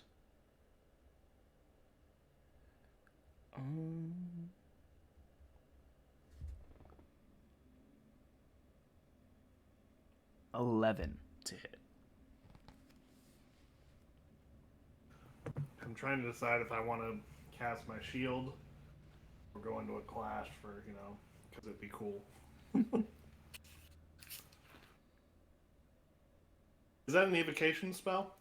Yes, it is. It is an evocation cantrip specifically. So that is my preferred, that is the school in which I am, most proficient in. Okay. Does that change anything as far as the fact that we tied? I don't believe so, no. It's just kind of against your armor class. I'll cast the shield again. Alrighty. And you don't need to roll anything for that. It shields you from the spell. It adds 5 to my armor class. Yes. Gotcha. Okay. So this sort of bolt of fire comes flying at you, and you create the shield that the fire just kind of domes around you, unaffecting. And his, anger starts to seep out more since his spell missed. You are up now, Dorcas. Should have said that you Okay. were on deck, but I'm gonna roll 3 attacks here because it's one spell, and they have to do 3 attacks for them, but they're all going at him. Okay. So here's 1. That's not gonna do anything.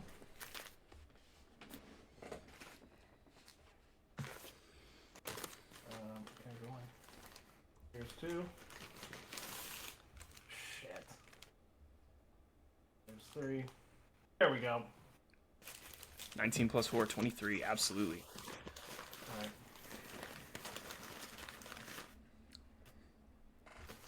So 3 rays of fire created by my staff.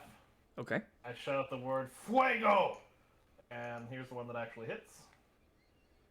9. All right.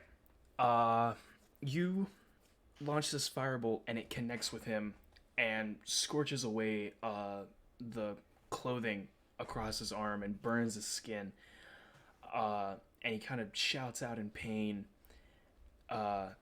And you can see, like, he drops to a knee, and he's kind of on his last leg. He's having trouble standing now. And he uses his staff for support and looks up to you and goes, I still got a little fight left in me. How far away is he? He is 5, 10, 15, 20, 25, 30. Is it possible for me to move and try and stab him? Yeah. Do you have the 30 movements distance, right? I sure do. All right, then yeah, you could. You will pass by one of the other dwarves, so you'll take an attack of opportunity. And not worth it. All right, fine. I'll just slash at the other one. There's the one right that I slashed at before, right? The one you had stabbed, yes. So I can do that again. Okay. Sure, it won't nearly as good. Oh, that was almost a 1. It was right on the 1. It wasn't. 13. Yes, that does hit.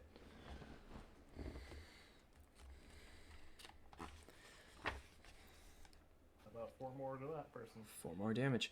The knife you stabbed was in his neck, right? And he kind of spun to hit you and missed, and so you reach down and kind of, do you do like, I guess I want to ask, like, how, let's say this, you grab the knife that is in his neck. What is your next move? I'm gonna get it out, but I'm gonna kind of make the wound, but like I'm gonna pull it out in like a horizontal way, so that when I do it, I'm making the wound bigger. Gotcha. So you're not pulling straight out; you're like dragging it out. Yeah. Gotcha. Yeah, I'm dragging it out. That's the attack. Yeah. Okay.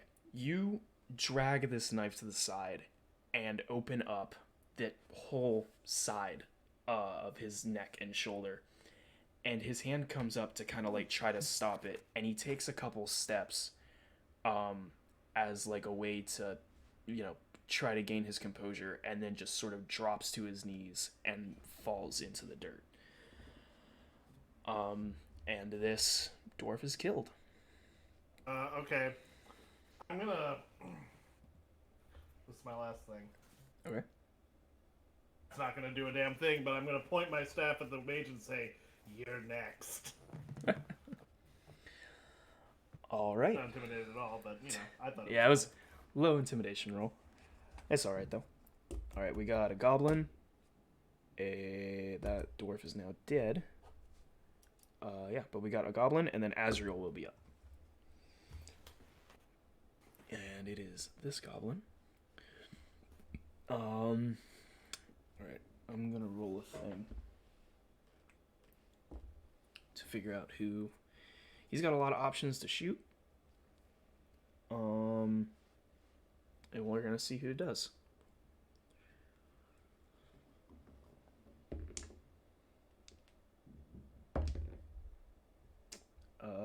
It's going to be Dorcas. Excuse me? He's going to shoot at you. Yes, he's got the straight line. He sees this. He sees what was one of his leaders fall and collapse, and he is now going to take a shot at you in retaliation to that. And we'll see if he actually hits, even though these archers for some reason can't hit a fucking thing to save their lives. I went to the Stormtrooper School of Shooting. Yeah, and you know what? They must have fucking graduated from it, because he still doesn't hit. He takes a shot, fucking right past you. I'm gonna have to start just making behemoths that hit no matter what fight you guys. How does he react when he misses? He misses and is just kind of like looking at his bow in the sense of like, how? It was all right there. How? I fucking missed. Is this the same one who's missed? Is this the third time this one has missed me now? They have both missed multiple times. They have both shot at you. Shooting at the largest target. Azrael. Wearing paper. Wearing paper. I am going to move up to the mage, right in front of him. Okay. And I'm going to drive my rapier right into his stomach. Alrighty. Give me that roll. I mean, at least I hope that's what I'm doing. D&D Beyond says... The suspense. Pretty sure that's what I'm doing. It's a 19 you're plus doing 6, 25. Holy fuck.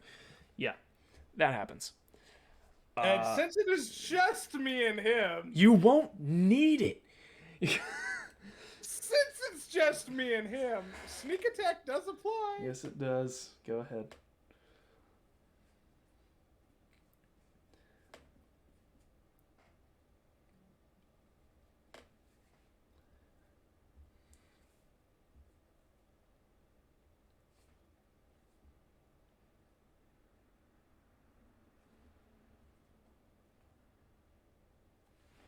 Yeah, it's fucking 18. You stab both the trickster blade and, I mean, no, sneak attack damage, just extra damage. You stab your rapier into his stomach, and his weight begins to slowly, like, become heavier on your sword. As you, yeah. You should have just celebrated. Whoa, okay, hold on. You say that, and he kind of looks up at you, and drops to his knees as you kind of pull your rapier from him. And he, like, you say it, and he looks around at all the fire and devastation. And it's almost like he's made a realization in this moment of what's going on, and collapses. And that enemy is now dead. How much movement did I do to do in front of... Let's see, okay, you were here. So it was 5, 10, 15, 20? I'm going to move behind the leader. So I have 35 movement. 10, 15. Okay. And I'll use my bonus action with the Trickster's Blade from behind. Alright. Do you get advantage for that? Yes. I'll give him advantage for that. Thinking and behind her and whatnot. 18, he doesn't need it.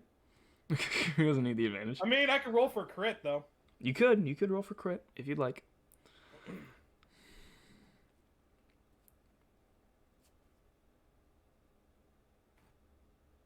So close. Oh, sorry, I accidentally rolled. Just ignore it in 10 minutes when it pops up. Yeah, I see it pop up. It's just waiting. 25. Is that not? Oh, it's with your dex, so it was 19. Yeah. Yeah, okay. Yeah. Go ahead and roll your damage.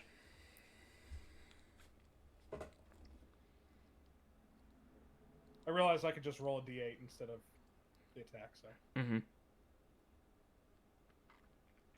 3. Alright. And she's also now bleeding. Yes, she is. So you run up behind this dwarf and stab where there is no armor on her back. And she recoils from the hit.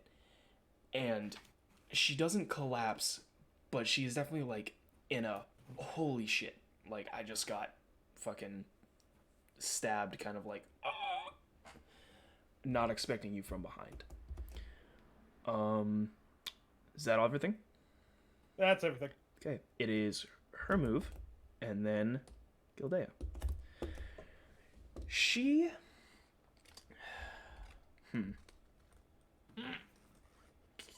let me check a thing.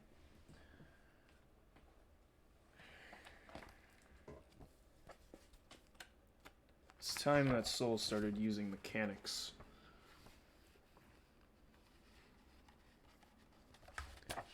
I'm gonna have to read through this for a second, so I apologize for the silence that is going to exist. Well, while it's silent, I'd like to remind everybody that this stream is brought to you by Juice It Up Smoothies. Coming soon, ketchup.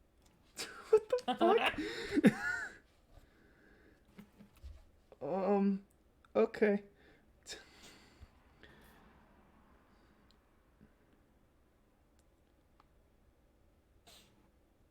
Is barbecue sauce already out? We've already sponsored barbecue sauce, but I would also like to mention that this stream is sponsored by partying a little too hard. Sometimes, just don't do it. When there's fire, stop. When there's fire, stop. Pro tips. Only you can prevent party fires. This has been a message. This has been a message from Chad, the Arctic Fox, who is just a party bro. He goes like this all night long. He wears sunglasses, and he looks like a disco ball. All right. So, this dwarf flies into a rage. It's a barbarian thing. She lets out a scream that it's not pain, it is anger.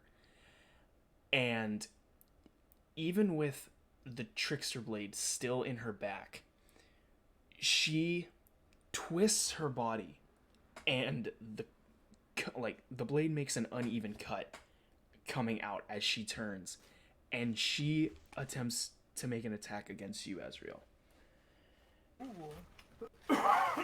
And But she's within 5 feet of me, so I can give her attacking with disadvantage.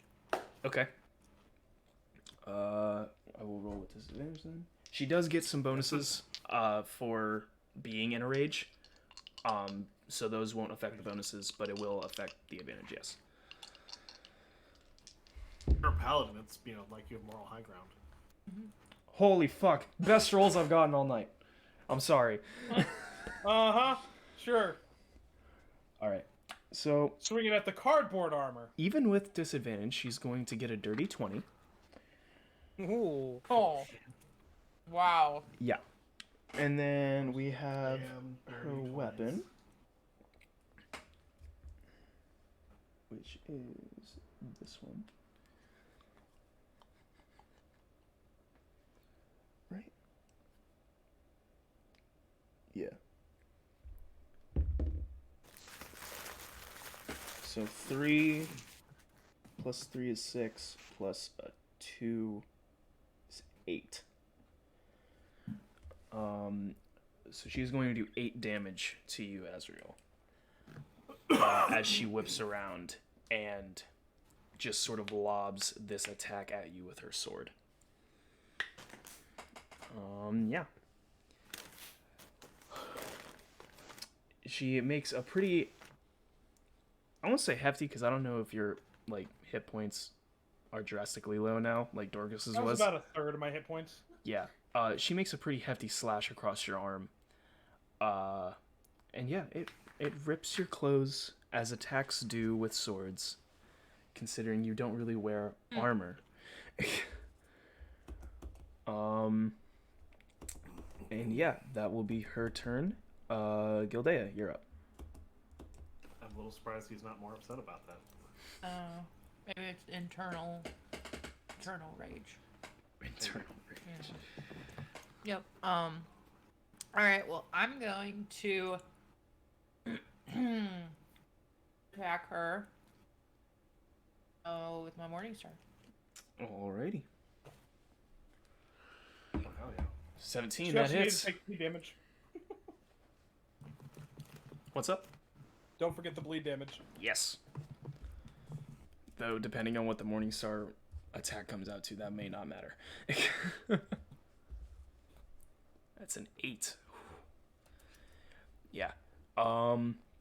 You bring the morning star down on her from behind. She is not expecting it, and with the strike, she just collapses with the power of the morning star coming down. She hits the ground, and you see her kind of like try to pick herself up from the hit, but she is unable to and collapses down again. And that enemy is defeated. All right, we still got 1 dwarf and 2 goblins. We managed to scare the goblins off. Not They're down to like 1 master. No, they still seem to be standing strong. Let me roll something here. If I can find it. Who's up? I'm up. I gotta do things. I can't roll a thing yet. Hang on. I've lost track of all of my dice. That one, I'm gonna need that. Okay. Sounds like a problem. Yeah, it's the purple light makes me not know what dice I'm looking at. Okay, so this dwarf is up. He's gonna take that bleed damage, which is very much affecting him now. And he is going to take a swing at FIFA again. Probably unsuccessfully. I'm FIFA. He is. That one is a 16 to hit.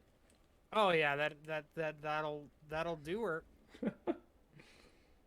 Okay, so we need a... Well, that's a die I don't use a lot. Okay. Holy shit. Oh. Guys. Yahtzee wore off. Uh-oh. Uh-oh. Did That's- you just kill FIFA? That's a 14. 14 Damage? damage? 14 damage from his attack. I rolled a 12, which still is up, max.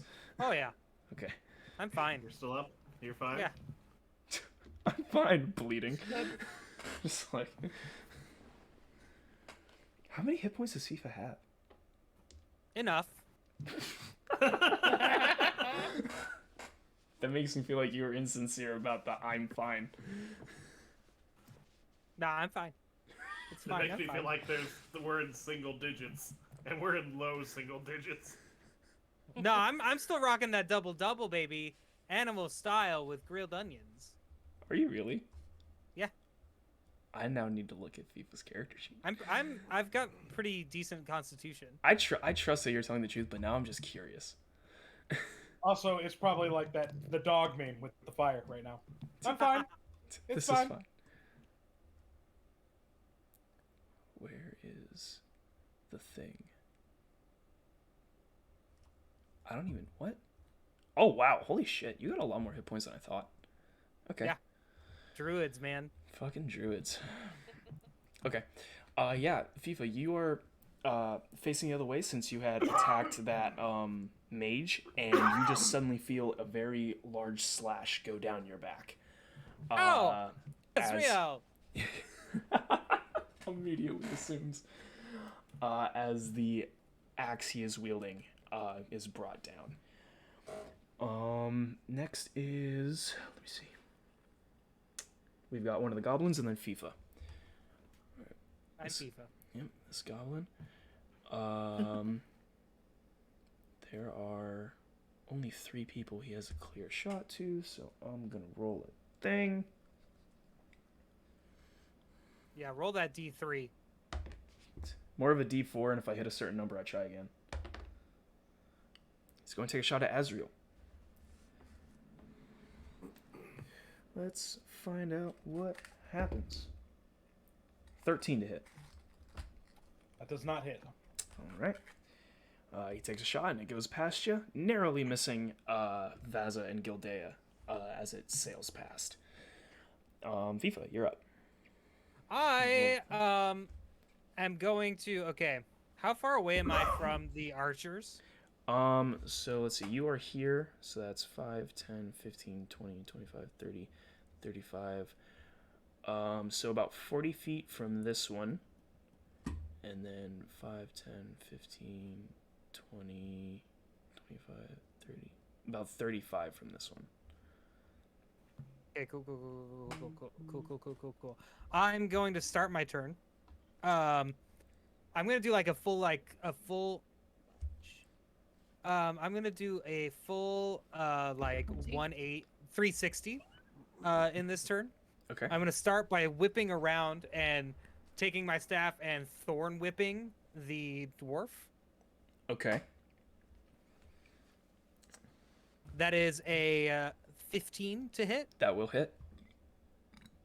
1d6 plus nothing, full 6 piercing damage Okay. on this dwarf. And I'm gonna, as I spin back around, pull another star from the sky and line it up in my bow with a bonus action, shoot at one of the goblins. All right. Do you have a specification of which one? Whichever, I'm gonna shoot at the one that is like directly in line with me instead of diagonally. This one here. And I'll say, dearest of stars, please align just like this straight line. In your multitudes. Let me hit it, please. I would like to. 15. That hits. 1d8 plus 2 radiant damage for a total of 9 radiant damage. Hell yeah. All right. I like the quote, please, stars, let me hit it, please. That was Please, good. stars. Okay. Please, stars. Let me So- hit it, please. All right. FIFA spins and lashes out this thorn whip at this dwarf behind him that just hit him in the back. And the thorn whip slashes across the dwarf's like upper chest up to his face, and he goes spinning backwards as you strike. You turn around. Can I add a little bit of flavor? Okay. Can it stick in him, the thorn whip? And as I turn around, that's what I use to draw the bow and pew pew the star. So like, it sticks in him, and when you spin, the thorn whip turns into The bow. Oh, okay, yeah. And it So- goes, I kind of like prop it against my leg and I like draw it back and I say, please, stars. I got you. All right, so he's basically like the fulcrum for this. Yeah. Okay. You whip him and spin around, and he tries to stay standing as it drags against him, and you plant the thorn whip into the ground with your foot and use the tension behind it to fire this star across the battlefield as it hits this goblin. The goblin goes flying backwards as he's hit by this radiant arrow and slams into the light post behind him and stops motionless on the ground. And that goblin is killed. And this dwarf also is killed. After you fire the shot and release the tension from your whip, he collapses and does not get up as well. Double kill. And the last Nice. goblin sees this, witnesses all of this occur, and kind of looks around, realizing he is the only one left, and throws his bow to the ground and turns tail and begins taking off back down the road. Can I fire a magic missile at him? Yes, you can. Oh my god. Let him live. He surrendered. I scream that as you shoot your magic missile. Only the one missile, Oh no, because it shoots 3, right? sure does. I'm just trying to. 5, 6, 7, 8, 9, 10, 11, Oh, 12. 12. 12. He goes taking off, and you throw these 3 missiles down the road at him, and he gets away from the light of the fire, and it becomes difficult to see him as these 3 beams of light chase him, and he runs underneath one of the lampposts that lines the road, and a missile hits him, and he's thrown to the ground, and as he tries to catch himself again, the other 2 missiles in a 1-2 just boom, boom, and hit him back into the ground, and he does not get up. No! I start to run towards him. Towards the goblin. Yeah, All right. the one that surrendered. I'm going to pull this screen away because combat has ended. And we will go into you chasing him down. So you rush down the road and find him laying in the light of this street lamp. I quickly cast my good popcorn and I try to resuscitate him by feeding him some good berries. All right. That does how many points? A good berry heals one. It gives 1 HP. Okay. So I'm just trying to resuscitate. I'm not trying to give like a ton of healing. Okay. So you put the good berry. Well, it's popcorn for you, right? That's what you said. Okay. You put the piece of popcorn in his mouth and kind of try to force him to chew. And please, it's caramel. As you like push on his neck to make him swallow, he is laying there motionless for a moment, but without opening his eyes, there is a sort of like that comes from him. So he is alive, but he is currently unconscious. When you kind of look over his body, without any medicine checks, I'll say that you can see there are bruises where the magic missiles hit him, but aside from that, he has no major injuries. But he is incapacitated as of now. I have, sorry, let me double check.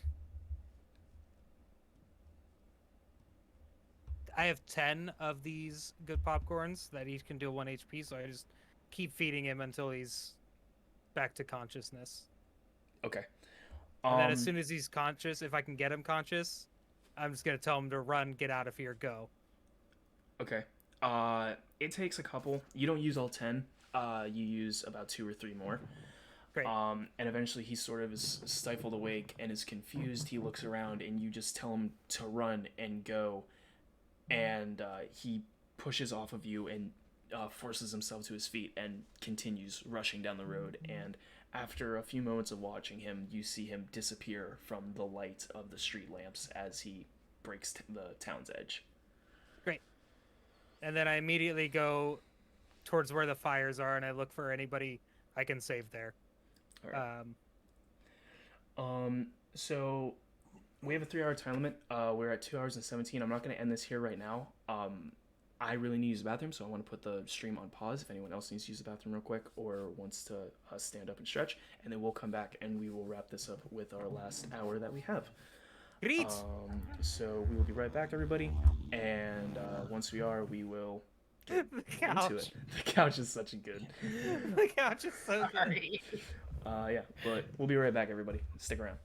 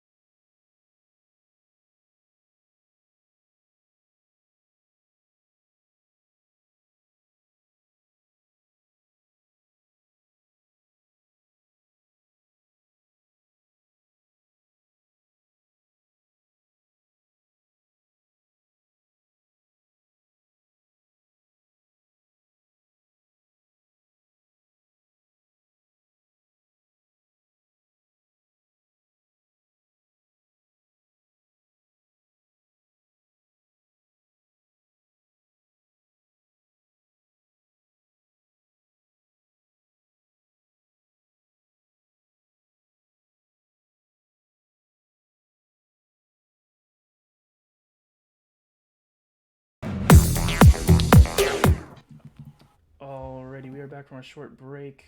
The cameras took a second to load. That was weird.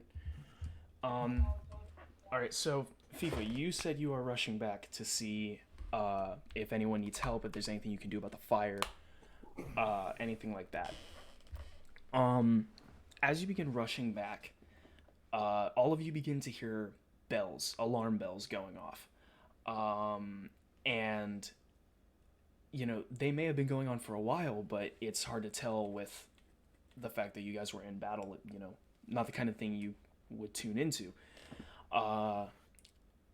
As you rush back to the scene, a couple individuals come walking out of the inn, stumbling past the fire and getting away from it as quickly as possible. The rather large innkeeper is carrying a couple of people. The houses on the other side of the street. Whoa. Oh, okay. I thought you said soul, and I didn't hear like the first part, and I No. was like, I should stop. He's carrying a couple people out. The houses across the street.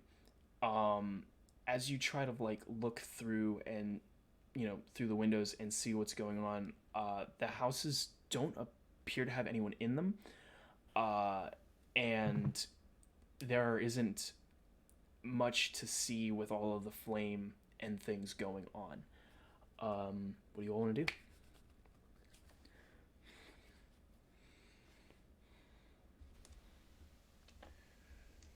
Is there anyone trapped in our immediate vicinity? Make a perception check.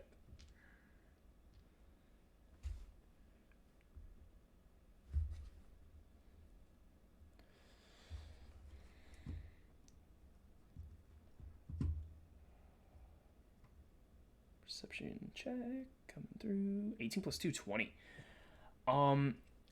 As you look around, you see in the shadows and the little bit of lights that are casting through the houses from the fire, that there are people escaping out of the back of the houses. There seems to be some people helping pull people out. Gildea, you see this as well, and you also notice down the street, while Vaza is looking at the houses, down the street you see a group of people rushing down the road with a wagon that seems to have stuff spilling out of it. You assume it is a group of people with water preparing to put this fire out. As Go help them. Yeah. You rush over as the cart kind of pulls up in, and they hand you a bucket, and one of the men kind of, passing out equipment goes, anyone helping needs to have a bucket in their hand, and starts tossing out equipment as people start shoveling water onto the fire. Can I do a combination of a couple spells, and you could, tell me how effective this will be. Okay. It's my snowball swarm paired with like a wind to kind of make a blizzard kind of thing. I would say wind. Is it just like wind gust? Like the gust? Yeah. Okay.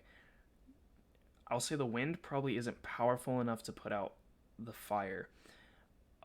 But the snowball swarm, I could have you roll an attack roll, and depending on how good of an attack roll you roll will depend on how effective it is against the fire, because they are snowballs. Okay. So I could give you that if you wanted to try. Okay. Yeah, I would say roll 20 and then use your Arcana modifier. While he's doing this, can I go around God. and search the dead bodies Ow. of the people and see if I find anything significant? The dwarves, you want to check them out? Yeah. Okay. That's what I was going to Look do. anything. Both of you, You like Great meat? minds. both of you roll investigation checks then. Dorcas, you go to cast this snowball explosion, and it fizzles. it's not that it goes haywire and something bad happens, but you try to cast and the spell just stops. It never leaves your wand, or you're not your wand, your staff. Let's see. Investigation. Vaz got a 21. Was that a nat 20? Holy shit! Yeah, it was nat 20. And then Azrael got a 14. Okay, so you two begin investigating these bodies to see anything of interest, I guess. Vaza, something you notice is on some of the pieces of equipment that the dwarves have, you see a family crest that you recognize, but it's not one that is currently in use. So with your family and your history, they keep your dad, I would say, kept a lot of memorabilia. You know, being the age that he is, he has a lot of things around for, like, you know, oh, this time has come to pass, and, you know, with the war, these have been destroyed. Keeps things like that around. You notice that this crest is a Demic family crest. And just, you know, from home teachings, Demic is one of the original clans of Persalon, one of the first clans that helped settle the, you know, kind of kingdom as you know it now. And you don't see these anywhere, unless it's for historical value. They're, like, people don't really carry them.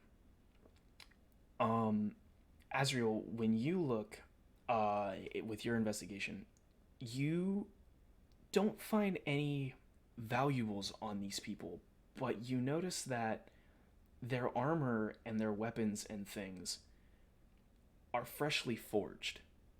They're not things that, like, have been sitting, you know, at a smithy for a long time waiting to be picked up. It's like some of them still have the scaling from when they were heat treated and dunked in oil. They are straight from the fire, essentially. Little odd to see, you know, people walk around with weapons that haven't even been, you know, cleaned up yet. Does anyone else have anything they're trying to do? FIFA, you said you came to help, but Yeah, anybody who's injured. I'm going to take the star bow and take the constellation that makes it and rearrange it using my last wild shape. And I'm going to make the chalice, and it kind of surrounds my chalice. That way I can do extra healing to anybody who needs it. And I have 3 more first level spell slots that I'm willing to plump into healing anybody who's around. okay. Are you wanting to heal your friends first, or are you trying to heal, like, just civilians around? Yeah, if my friends are hurt, I'll heal them. Okay. Does anyone? But I'll also, like, try to tend to any civilians. Does anyone need FIFA heals? I am good. Is there something with this family think- crest on that I can pick up that's pocketable? Does Dorcas need heals? I saw Mr. Nerd's mouth move, but I didn't hear anything. I think we might have lost Oh, audio. sorry, we were still muted. That's all right. Yeah, I need heals, but Dorcas does not make it known that he needs heals, so he doesn't. I will throw. I'll throw a D4 your way +2. I rolled it online instead of the way that I know I need to do it to make it go fast. It's so okay. now I'm gonna monologue myself. It's 6. I'll say on top. So Dorcas, you can get that 6, and then I would say the people that seem most immediate that need help are the people that got carried out by the innkeeper. So you probably go to help them. Yeah, get absolutely. some healed up. Vaza, what did you ask? I'm sorry. If there was something with the family crest on that I could pocket, like a dagger or something small that I can just, like, grab, so I've got a copy of it. I would say the main the leading dwarf had kind of a cape and it was clasped to her with an item that has that symbol on it. So you'll get like I guess, Brooch. a brooch. Yes, Okay. that's the word. I'm not good at words for someone who talks a lot. Okay. Um, There you are. so you all spring into action to assist and help in, saving these people. A while passes, not, I'd say probably an hour, which it doesn't feel like an hour with how fast everything is happening. Another wagon shows up with more water. More people come out to start, shoveling it onto the fire. The fire begins to die down quite a bit. The inn, however, unfortunately, one side of it does kind of collapse. The whole building doesn't come down, but it does lose a wall and some roofing, which, in retrospect to how big the fire was, isn't that bad. As this is all going on, a few horses appear. It is, I'll say it is late. Well, no, it was very late when you guys did the ritual, wasn't it? The sun is just barely coming up at this time. That kind of in-between moment where the sun hasn't quite peeked over the trees yet. And these horses ride into town, and amongst them are Robert, your guys' direct contact with the Silver Wolves.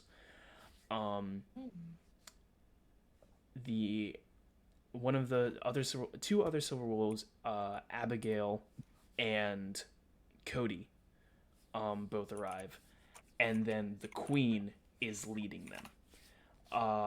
The Queen is not wearing her typical flowing regal robes. Her hair is not put up and dressed with a crown and everything. Her hair is tied up into a messy bun, and she is wearing what appears to be sparring armor. Leather armor, tight-fitting clothes, and as she sort of jumps off of her horse mid-gallop and catches the ground running, you notice that she's equipped with a rapier at her side. And she rushes in and kind of looks around and goes, "Well, I see you guys already have it handled." The Silver Wolves follow with their jumping off of the horses. And you hear Abigail, who is the Dragonborn one of the Silver Wolves, kind of begins immediately objecting. She steps forward and goes, "I cannot believe we have let her run down here. Look, no robes. She's wearing armor, for God's sake. Why?" And she just begins screaming, and Cody puts her hand into Abigail's chest and just kind of looks at her and shakes her head. Doesn't speak, just kind of shakes no, and Abigail kind of steps down, still steaming. Robert steps forward to all of you and goes, "What the fuck happened?" Well, you see, Riley, we were attacked. By whom? Who was it? The assassins? No, it was these cheeky dwarves. I I have no idea what their problem was. Robert looks down at the dwarves and the couple goblins that are kind of scattering the street, and he turns and signals for Cody to go investigate. And he goes, "Well, they assume started the fire and everything." Well, everything was on fire when we got here, so that's kind of our assumption as well. He nods and he goes, "Well, then what did..." And he's cut off as the Queen steps in front of him and goes, "What did you all find out?"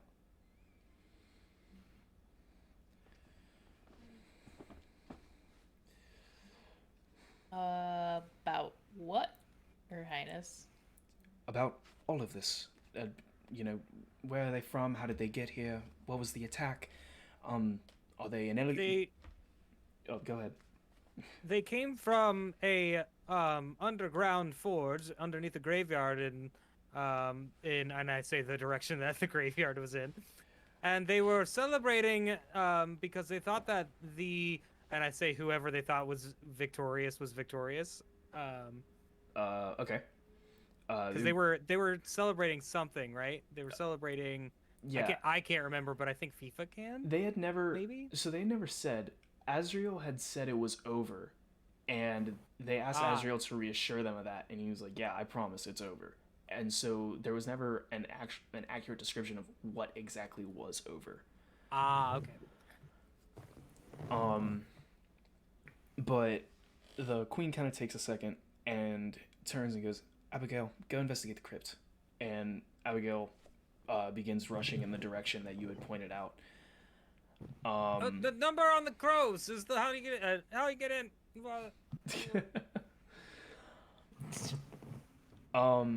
She goes, "All right.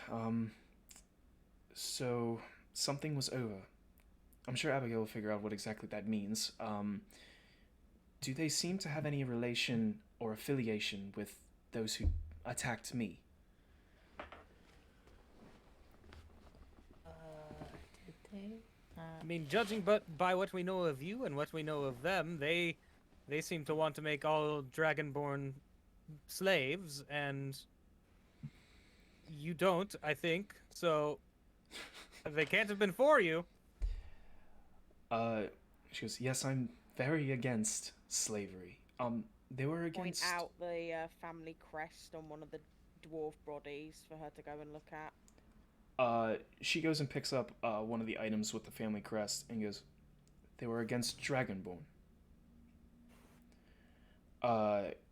She kind of mumbles something to herself.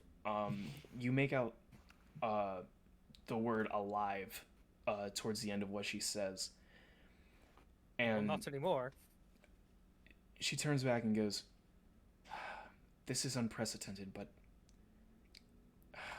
it can't take priority over what we currently have an issue with." She turns to Robert and goes, "Robert, I can assume you can take control of here." And Robert, you see his hands kind of glow as he begins channeling some magic, and he goes, "Way ahead of you." And the queen turns to all of you and goes, "I'd like to speak with all of you for a moment, if you can trust Robert to take control here." Yes. Yeah. She leads you all out of the way a bit. There is a sort of a market area where the stalls are, of course, empty. This early in the morning, no one's come out, and with the fire, the town is not focused on opening those. She pulls up a few chairs for all of you to sit in a circle around one of the tables at the market. And she sits back and kind of looks at all of you, and she goes, "Can I trust all of you?"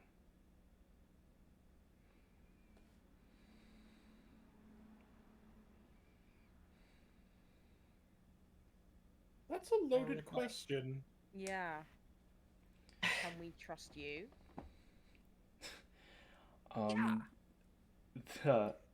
She goes, "The Silver Wolves seem to trust me enough to run the country, so if you take their word, then yes. However..." Why should we? She goes, "Well, they've run the country pretty accurately for almost 200 years, I'd say, to the best of their abilities without holding any actual authority." She goes, "But in truth, I was no one before I was queen. You can't trust me. I grew up in a farm in Savine. No one knew my name. But I'm asking you to trust me. And I'm asking, if you trust me, can I reciprocate the same amount?" What do you know?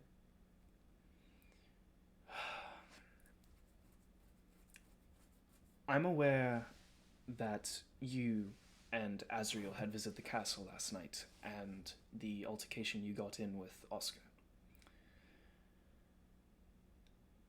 Oscar's idea to save Persalon, the idea that he has that he can get some relic and it will fix everything, and that the old world will cooperate, none of it makes sense. And I am afraid that even though he is a master of mayhem, he is going to fail. And I'm sorry, but even though I have to trust him for his magical capabilities, I will not put an entire nation at risk because of a hunch of a near 2,000-year-old man. Why It's did you good let for him go? 2000. Was he?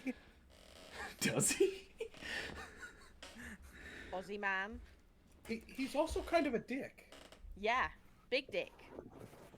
I think Oscar's hubris will be the undoing of him. And that's exactly That what or I'm... how grouchy he is. It's exactly what I'm afraid of. Either You'd his... call him Oscar the Great.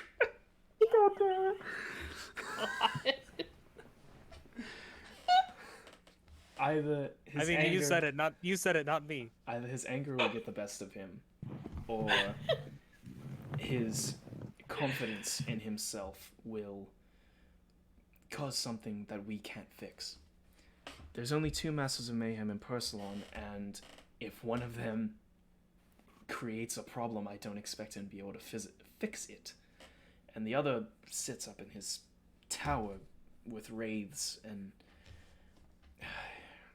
honestly, I don't want to meet him, and I don't expect to. So train another. I don't get the choice in who gets trained in Masters. A Master of Mayhem chooses their own apprentice, and from what I understand from Robert, who started the Master of Mayhem training, it can damn well kill you if you aren't prepared for it. I'm not going to force anyone into something like that. And I can't tell a Master of Mayhem to do it because, well, 1, I don't have authority over 2 of them, and the only one I do have some kind of authority on has left the country. So... What is it exactly you're trying to prevent? When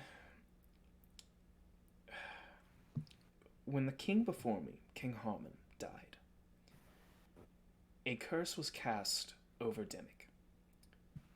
The fog that no one seems to be able to penetrate consistently or be able to get out of without going mad.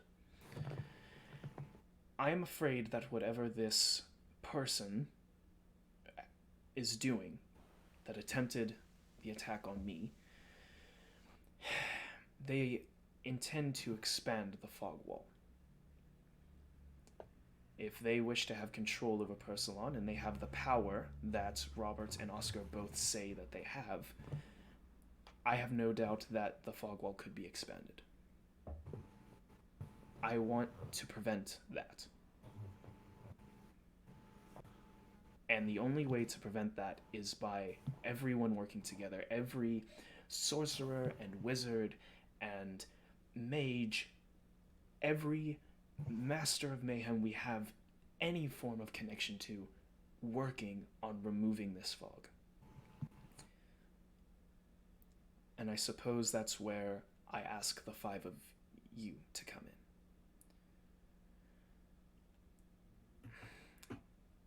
I would like you all to act as emissaries on my behalf and go to the lords and ladies that oversee the different nations of Persalon, and I want all of you to ask them to end the war. I have no doubt Is they the will... war not already over? It's a ceasefire. That's what they're calling it, at least. But I want peace. I don't want temporary treaties. I don't want them to say, oh, we'll end it for now. I want contracts. promises sewn in blood that we will fix this problem before anyone has anything to say about who rules where. Problem that you don't even know truly exists.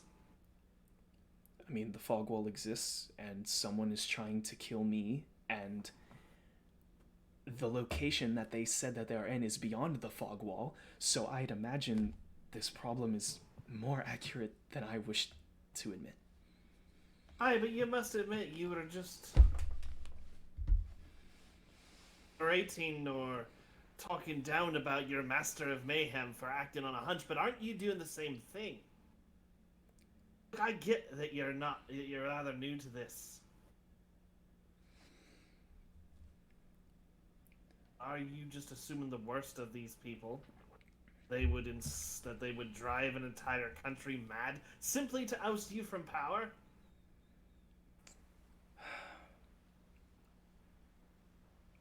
I truly believe that that's something they would do. And the only reason I believe that is it's happened before. I mean, magic. Dorcas, you draw from the mayhem in our world.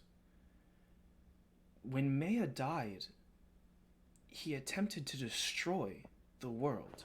It was only because of people who knew how to use mayhem that it was prevented. If someone is using mayhem and they have some form of control over it, it could drive them to do things that are unprecedented. Especially someone who has not mastered it, which, according to what I've been told, no one has taken on a new apprentice. I mean, if this person is acting alone and is working with mayhem willy-nilly with no explanation or, restraint, we could be looking at another Maya. I can't risk that. And yes, a Master of Mayhem says he has the solution of an item that may not even exist anymore. We need to rely on what we have, what we know for at least some extent is true. So for what we have is to broker peace. You want us to play politician. Less politician. The details of how the peace will come about will happen when they agree to sit down and have a conversation. I'm just looking for you to agree that they'll do it. You want us to get all of these people in a room to talk with you? Yes. Merely agree to If it. one of them's behind this. If one of them is behind it, then even after you do whatever it is they ask, they will still not be willing. And then we'll know. Or they will be too willing and will want to sit in a room with me alone no matter what. But what I expect from what I've talked to them, we spoke through scrying stones and Robert's help,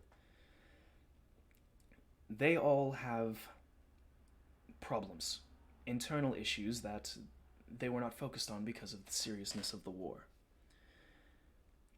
My expectation is that you will go, they will have you fix these problems, and then they will have no internal issues to block them from seeing me. And they will have the time and the resources to at least talk of peace.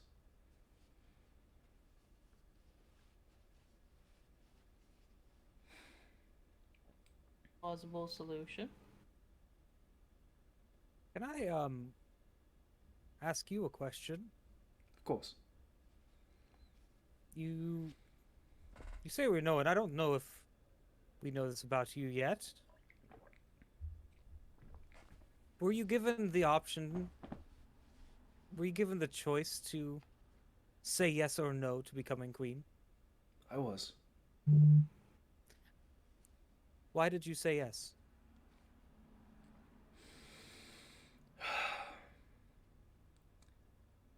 As I said, I grew up in a farm in Savine. And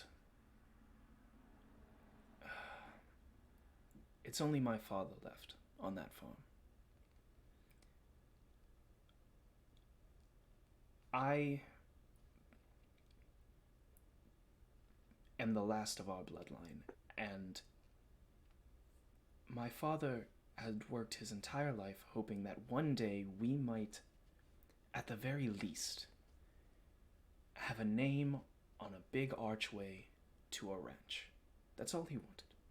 He wanted our small farm that gave a little bit of crops to a town to be a business. One of the bigger ranches. But he's, well, he doesn't have many years left, and I know for a fact that I'm not good enough at farming to make that place a ranch. So when I was offered the opportunity to help not only my family, but all of Persalon, I took it.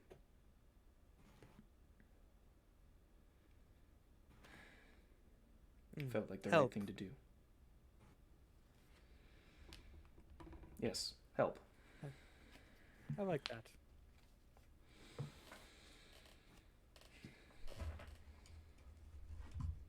Well, I'm game.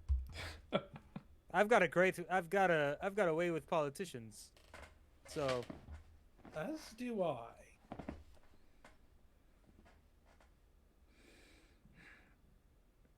In very different ways. I will not ask into that in hopes that it doesn't come back to bite me in the ass later. oh, I fuck.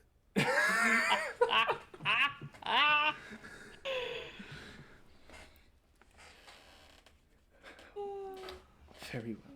It's best you don't, Queen. That wink. She nods and goes, I understand what I'm asking for you is a lot compared to where your lives were a week ago. But if I send a silver wolf, then the different governments will think that I'm just trying to force this, and I don't want to force it. I want them to come for their own reasons, and I want them to discuss it on their own terms. Not just because I told them to. That will end nothing. That'll give us 5 years of peace and then another 250 years of war.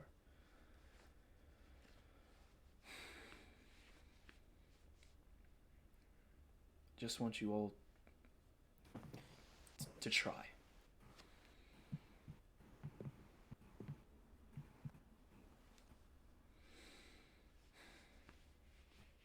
Okay. Do I have agreement from everyone then? We'll try. No guarantees. I'm not asking for a guarantee. Just a try. I can guarantee to try. Dorcas?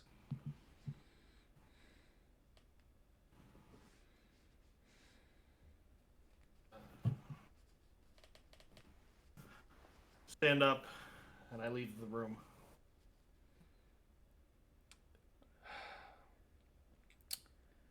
Oh. The queen kind of sits there for a moment and goes, I suppose all of you need to talk about it amongst yourselves. I'll be helping Robert with the cleanup crew, if you need me. And if you don't come to a decision by midday, you can, of course, find me at the castle. Of course. Thank you for letting us take our time with this. Of course. It's a lot to ask. Food and lodging. Yes, I've requested that Misha, while she remains at the castle, make up a couple rooms for all of you. It's the least I could do, and of course you'll be fed there. Oh, what will we be having? We like chicken wings with barbecue sauce. I don't know if you know what barbecue sauce is. It's when you take ketchup. She stops you and goes, I will notify the chefs, and hopefully they can make something work. Yes, this barbecue sauce, it's a type of smoothie. Thank you, Your Majesty. I just want to make sure you're not juicing a barbecue because that would be, as the kids say, icky. She stands and steps away from all of you heading back to kind of the commotion. Yeah, all of you are in the kind of market square, I suppose. Yeah. Should one of us go talk to Dorcas? Yeah. I'll go speak to him. I think that's good. We've already had our heart-to-heart this evening when he was punching the tree, so... Dorcas, where does Vaza find you?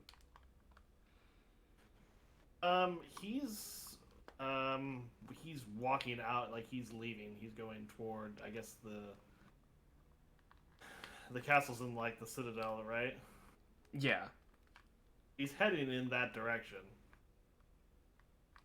Okay. Vaza, I would say you catch up to him, and he is, I'd say, right on the edge of town, headed in that direction.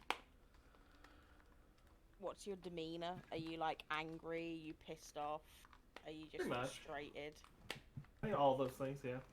Okay, so I'm gonna grab your arm and like swing you around and ask you what's up. Why did you just walk out and say nothing? And what would you have had me say, Vaza? I go along with this queen whom I don't know anything about. Give your opinion of the situation. My opinion of the situation is that 2 innocent people have died, and a bunch more who aren't, on top of that. How is this any better than what has been going on the past 100 years? It might not seem like it, but we have made differences. This is not The what I signed immediate up loss for. is bigger for us. But the lives that we've helped, the whole village. Oh yes, a the few entire people. village that is burning to the ground as we speak. But we did help. Huh. You can't deny that we didn't help. You helped. Ooh. You took on half of those enemies yourself. I killed another, or tried to, as he ran away. Do you not find that a little bit alarming? Dragonborn, you have that rage in you already. That's who we are. That's our nature. Is not who I am. So what At would least you it do wasn't to fix until I it? started this. Leave. This is not what I signed up for. So you're done? Yes. Will you not come back and have a drink with us all? And talk about it? But so you can try and convince me to go along with you on your merry quest. No, if you want to leave after the talk, you can leave. But don't let there be bad blood between all of us. If you're pissed off with the queen, be pissed off with the queen. You don't have to be pissed off with all of us.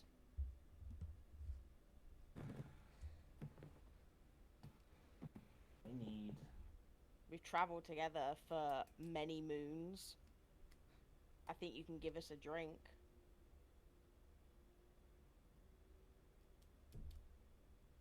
Give me 12 hours, and I will meet you for a drink. 12 hours? Aye.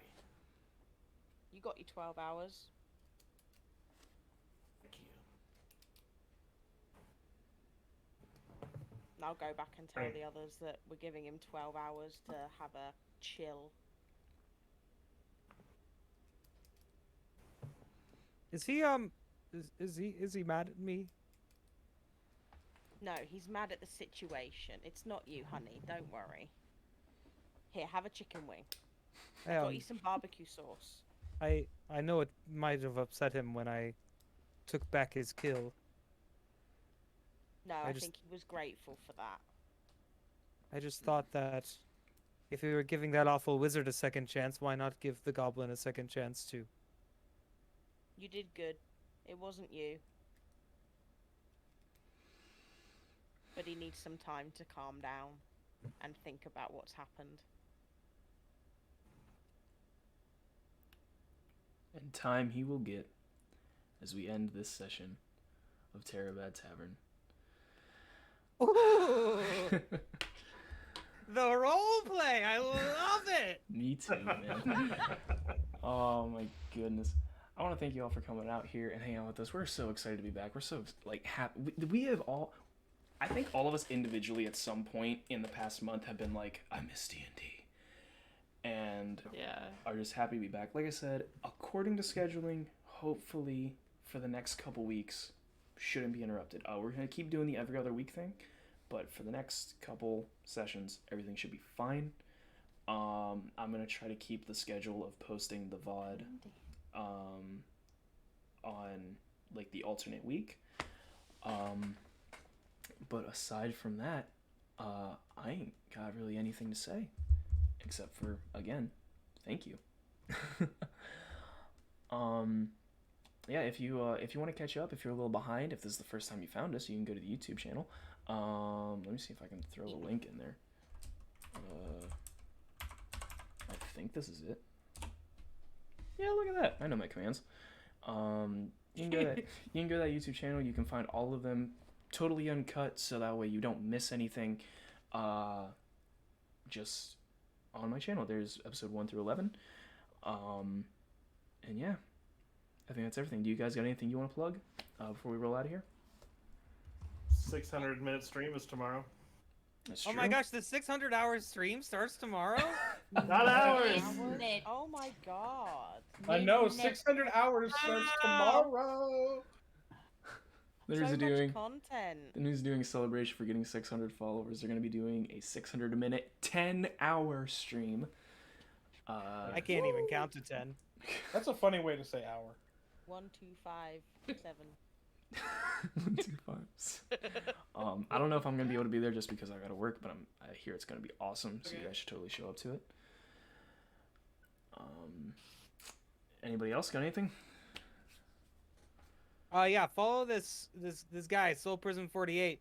You don't have to. It's okay. Yeah, if you're not, you should Hit be. the button. Smack that! Do the Smack thing. that subscribe button, YouTube! It's free. Smack it!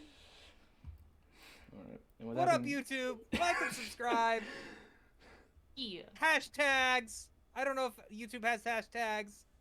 Yes, they do. Premium watch. And with that, thank everyone for coming out. I personally will see you next week. Nerds! Beardy told us to. No, he said you two Oh, do it. Sorry, YouTube. You. Yeah. Sorry, my finger slipped on the wrong subscribe button. I couldn't help it. I will see you guys next week, and they will see all of you in their respective streams, and we'll be back here for Terribad Tavern in 2 weeks. Stop hitting subscribe. Bye. Bye, everyone. Safe rolls. Bye.